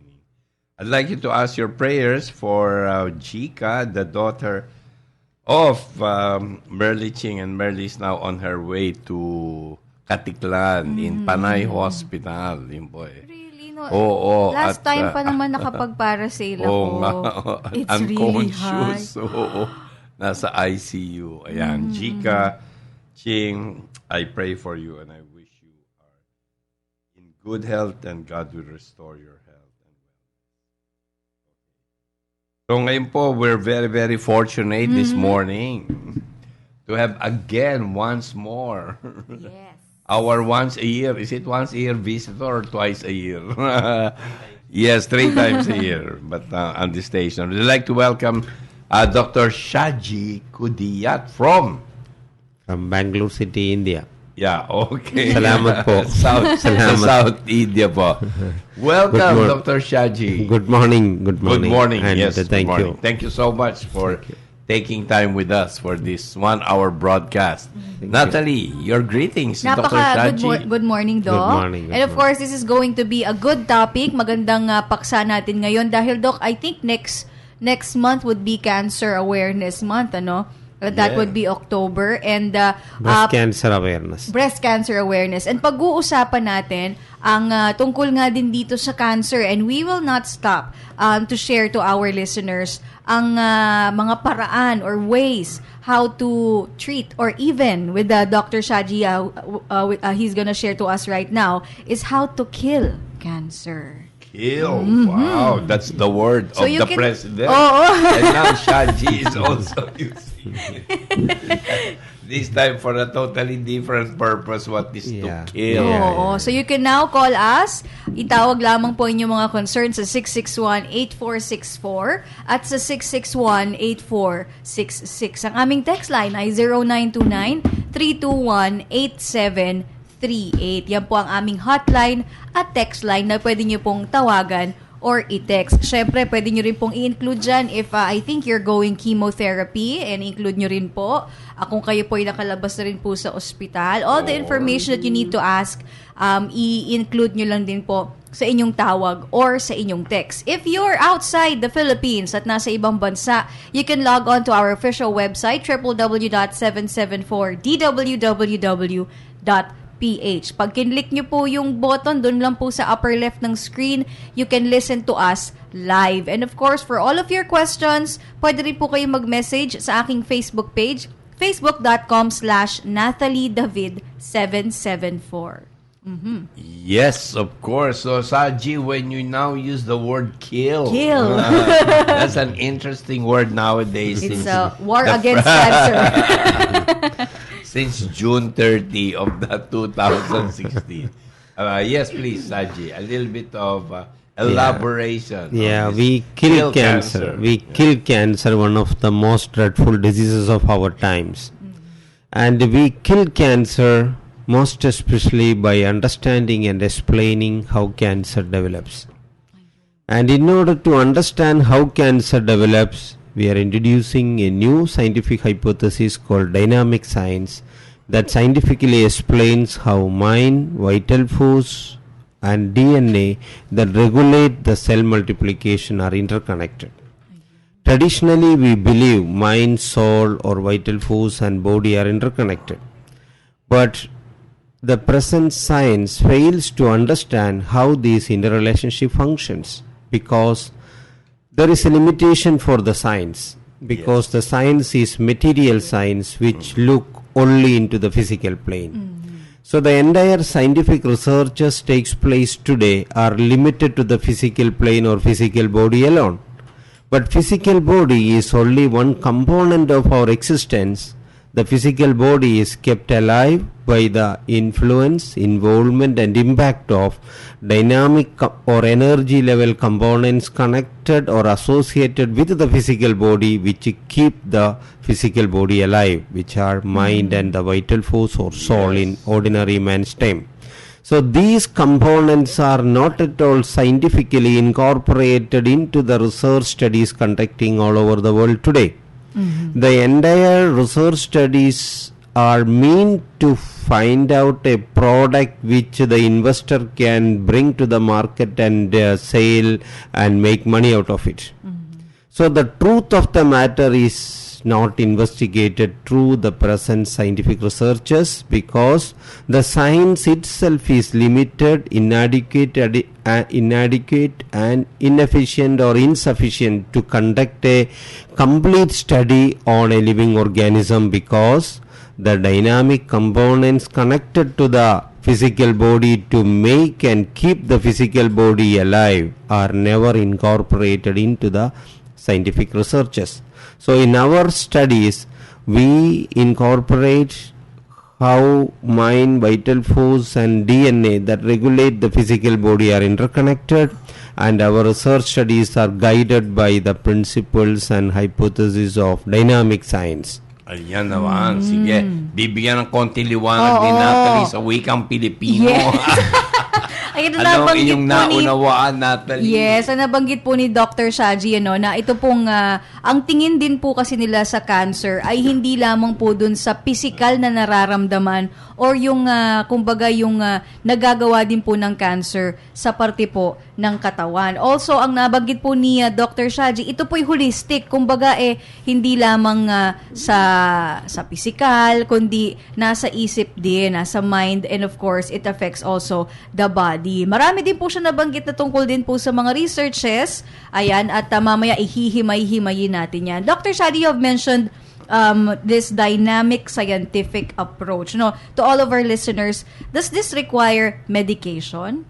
What is scientific approach? DSA. Yes, we give medicines also. We give dynamic medicines. Dynamic medicines are those medicines which are capable of going beyond the material plane and influence the vital force and the dynamic component that is involved in the creation and maintenance of life. So we use homeopathic medicine, which is one of the second largest popular medicine in the whole world. And the most important part of homeopathic medicine is that it is the medicine which is directly able to influence the vital force. DSA, the dynamic scientific approach. The medicine is homeopathic medicine mostly, or natural medicines.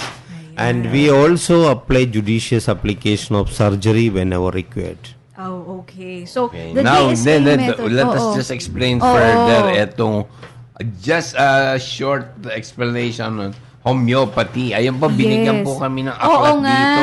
Although ito matagal ko nang nabasa at ako po'y matagal nang pinakilala rito, homeopathic medicine. Sige. A little bit for most of our listeners, our new listeners who have not heard of homeopathic medicine. Homeopathic medicine is the second largest popular medicine in the whole world.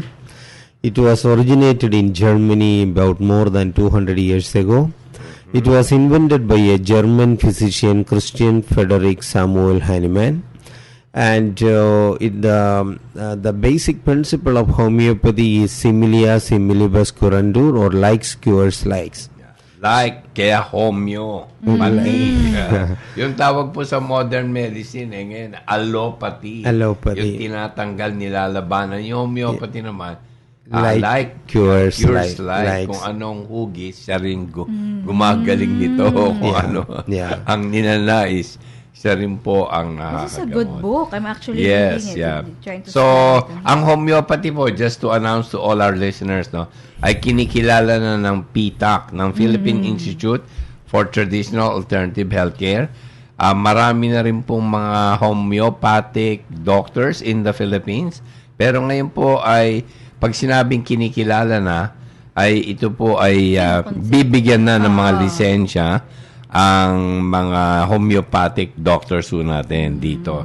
Na nag-training, they also train in Germany or Australia or train in India who are now practicing in the Philippines. So at least right now, pwede natin pong sabihin na the Philippine government has recognized homeopathy as one of the traditions of medicine that must be perpetuated and utilized, and Filipinos to have access to homeopathic medicine. That's the good news for that is a very important ever thing. Since you was coming here now. Homeopathic medicine is recognized in the Philippines. So let's proceed with this dynamic scientific approach. But first, we will have a station break. Wag po kayong bibitiw. Babalik po kagad ang doctor's orders. WWW 774. Ang ating oras, 7:46. This time check is brought to you by Watson's Generics. Get quality medicines with savings up to 80% off with Watson's Generics. Switch to Watson's Generics and save. Mabuting balita para sa mga calamity at disaster victims. Meron ba kayong SSS salary loan na di nyo nababayaran? May SSS Loan Restructuring Program. Ito ay tulong ng SSS upang pagbayad ng loans ay simple, mas magaan at kayang-kaya. Pag loans ay bayad, pribilehyo at benepisyo ay muling maaasahan sa muling pangangailangan. Mag-SSS Loan Restructuring Program. Ito ay hanggang April 27, 2017. Makipag-ugnayan sa mga SSS branches or visit www.sss.gov.ph. Buti na lang, may SSS. Mabuting balita, SSS members na may past due loans. Magbubukas ang 109 SSS branches sa lahat ng Sabado ng Setyembre, September 3, 10, 17 at 24, mula 8 a.m. to 5 p.m. para tanggapin ang inyong applications sa Loan Restructuring Program o LRP. Mag-apply na sa LRP para makinabang sa loan penalty condonation. Para sa iba pang detalye, bisitahin ang www.sss.gov.ph or mag-email sa member_relations@sss.gov.ph o tumawag sa SSS Call Center sa 920-6446 hanggang 55. Mga misis, tapusin na ang drama sa labada. Mag-Pride Antibacteria. Power bula, power laban sa bakterya. Buong araw sa trabaho, maghapong naglalaro, pawis at dumi sa damit ang pasalubong nyo. May bakterya pang nakakapit dito. Nicolehiala, huwag nang mag-alala. My Pride Antibacteria with a Triclofoam formula. Ang power bula na tumatanggal ng 99.9% ng bacteria. Kaya mga misis, tapos na ang drama sa labada. Mag-Pride Antibacteria. Power bula, power laban sa bakterya. ACS. Pride Antibacterial Detergent. Gawa ng ACS Manufacturing Corporation. ISO certified. World-class quality. Mga misis, tapusin na ang drama sa labada. Mag-Pride Antibacteria. Power bula, power laban sa bakterya. This September, Kia Motors treats you to a one-of-a-kind music experience. Catch ang Bandang Shirley, Farewell Fairweather, Mother Base, and Rico Blanco together with the Metro Manila Concert Orchestra as they bring you Kia Beats, a 2-day music festival celebrating the very best of modern OPM. This September 9 to 10 at the Kia Theater. Tickets are available at ticketnet.com and all Ticketnet outlets. Kia Beats is presented by Kia Motors and Zik Lubricants in cooperation with Air 21 and official media partners Radio Republic, Vandals on the Wall, and DWWW 774. At ngayon, narito muli ang Doctor's Orders. Good morning, Philippines! Magandang umaga po sa inyo lahat. Welcome back to Doctor's Orders. And of course, our very, very special guest today, Dr. Shaji Kudiyat. Ayan, from India. And I'd like you to take advantage because we are here. Our phone lines are open. Pero bago po yan, announce ko po ngayong umaga na po ang ating Health and Wellness Convergence sa Life to the Max Ministry of Christ Christian Fellowship. At magsisimula po yan right after our show at 8 o'clock. At my time there is 10 to 12. But there's a whole lot. Marami po kayong matututunan the whole day. 8 to 5 sa CCF.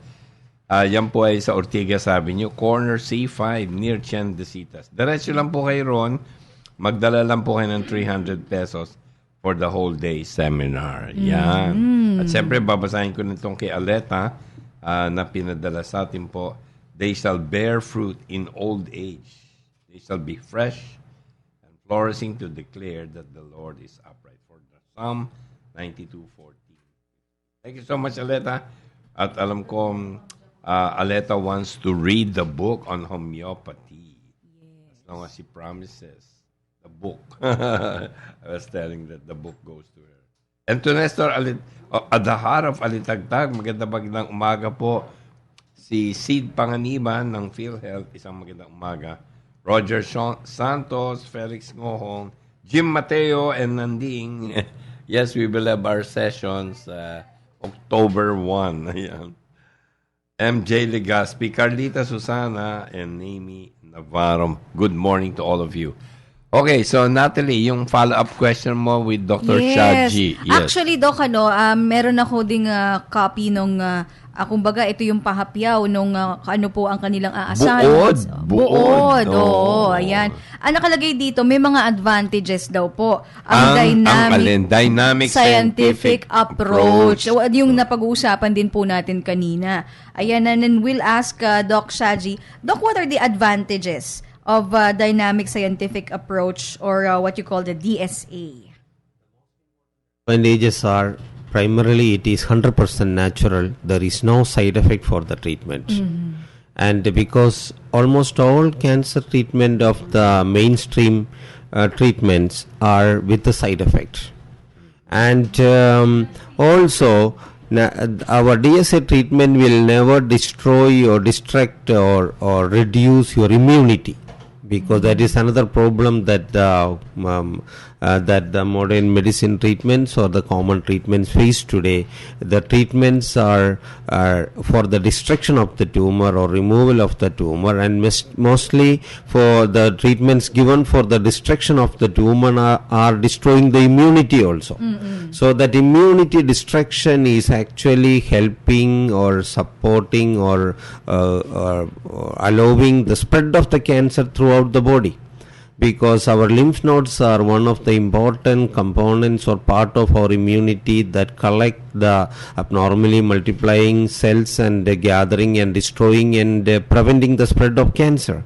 But when we take such measures for the destruction of the tumor, there is immunosuppression takes place and the ability of lymph nodes to function properly get reduced, and that is one of the reason why after such treatments this cancer gets spread silently throughout the body. So our treatment will never allow such there is no destruction of immunity, rather it increases and constructs the immunity, and that is a big advantage. Even people who undergo such a immune deficiency or immunosuppressive treatments can take our treatment also after that or along with it, so that the immunity will not be reduced or affected, so that the spread of the disease will not be taking place. So yan, that's, I think yun ang pinakamaganda, di ba? Kasi lahat ng mga nagkikimo, radiation, or even pag hindi mo ginagamot, bumababa immunity mo. So kailangan meron pa rin gawin. What I'm trying to say, Dr. Shaji, is there still must be something done, because the options usually are do nothing, just accept your fate in terms of cancer. Not at all. Yes. Not at all. Secondly, of course, subject yourself to what else? I mean, in the Philippines, it's mostly chemotherapy, radiation therapy, surgery. And of course, people look to the most alternative medicine, and they look at the internet and they see Dr. Shaji. But in India, so far away. I am coming to Philippines 3 times in a year. I am coming to Philippines 3 times in a year. 3 times a year. You have only 1 day. That's today, and you leave tomorrow. No. I am still here until 23. 23. So, later on, we'll have Dr. Shaji tell us if and when. Yes. If and when you can see him. Okay, great. So maganda nga po yung nabanggit niya, Doc, si Dr. Shaji mentioned that, people taking immunosuppressive treatments, bumababa po ang kanilang resistensya or ang kanilang immunity, which actually naapektuhan din ang buong katawan, which includes the lymph nodes, na dapat ay pumoprotekta din sa atin. So, dahil lang nami-mention din po ni Dr. Shaji, wala pong chemotherapy, wala din pong hair fall. No hair fall. No hair fall and no suppression of immunity. And rather it constrict or increases the immunity. When it comes to recurrence, and another most important advantage is that through DSA treatment we identify and rectify the root causes that produce the cancer. And that is the most important advantage, because all over the world today cancer is treated without understanding from where it come from. The entire part of treatment is just limited to the destruction of the tumor. The tumor is actually not the disease, it is the product of the disease. So for example, cigarette smoking still very prevalent all over the world. Okay. And even in the Philippines. Yeah, but for me, smoking is bad. I don't appreciate. I am not a smoker, but it is still more than smoking. It is the mind that affects the DNA regulation. That's the so that's why everybody, those who smoke, are not getting cancer. Only those people smoke with too much negative mindset are the one getting. Mindset is very important. Spirituality is nicotine based already. Okay. So we're looking at this. So sinasabi po Dr. Shaji na kung kahit alam nyo yung dahilan, no? Sabi natin, overeating of animal flesh, pork, beef, chicken, causes colon cancer. What Dr. Shaji says is even beyond. It is even beyond eating. Because eating animals can make a human being more aggressive. Yes. Because health is peace of mind, and peace of mind coming from ability to discipline the mind. And taking vegetarian diet or less meat can help in disciplining the mind. We can understand it by studying the nature itself. Look at the nature. Animals, the elephants, cow, goat, which are grass eaters. We can catch them, we can discipline them, they can get disciplined, and we can keep them with us. Look at the meat-eating animals, lion, tiger. They are the most aggressive animals. So in the same way, when we take more meat, we also become more aggressive, and self-disciplining become more difficult. So self-disciplining is the very important tool in maintaining the peace, and the peace of mind is a very important part of healthy existence. Wow! So pinalalim ni Dr. Shaji. Tama nga, Dok, pag kumakain din ng karne, ay nagiging much aggressive. So, Doc Jimmy and Doc Saji, people who are going to undergo DSA method, do you also provide them with meditation? Yeah, definitely. Meditation is an important part of our treatment. That's why we incorporate homeopathic medicine, which is the dynamic medicine, judicious application of surgery, yoga and meditation, and the most important part of our treatment is counseling. We begin our treatment with a group counseling for the patient and the family where we explain how cancer develops. So that is an important part of our treatment, which at present the cancer patients may get only through DSA methodology of treatment, how cancer develop. And along with that, we do the detailed case taking and analysis to identify and help the patient and family realize the root causes that produce the cancer. This is another very important part needed for a complete cure of cancer. So how cancer develops and help in identifying and rectifying the root causes that produce the cancer are the very most important advantages of DSA methodology or dynamic scientific approach based methodology of treatment. Yun. Ayan, napakaganda, no? Na talagang makikita natin yung pangkabuuan. The holistic approach, no? Hindi lang po yung physical, hindi lang yung psychosocial, emotional, merong spiritual, merong mental, merong social health, merong pang environment. Exactly. Respect for animals. Exactly. Thou shalt not kill, respect life. Everything. Ayan po, and be peaceful. Yeah. Ayan, napakaganda po nitong dynamic scientific approach ni Dr. Shadi na nadidinig nyo na lagi rito, no? Kaya yun po. Ayan, si Lynn Echeverry nagtanong dito na mamaya siguro kung mag-slim ang pasyenteng may cancer pero he felt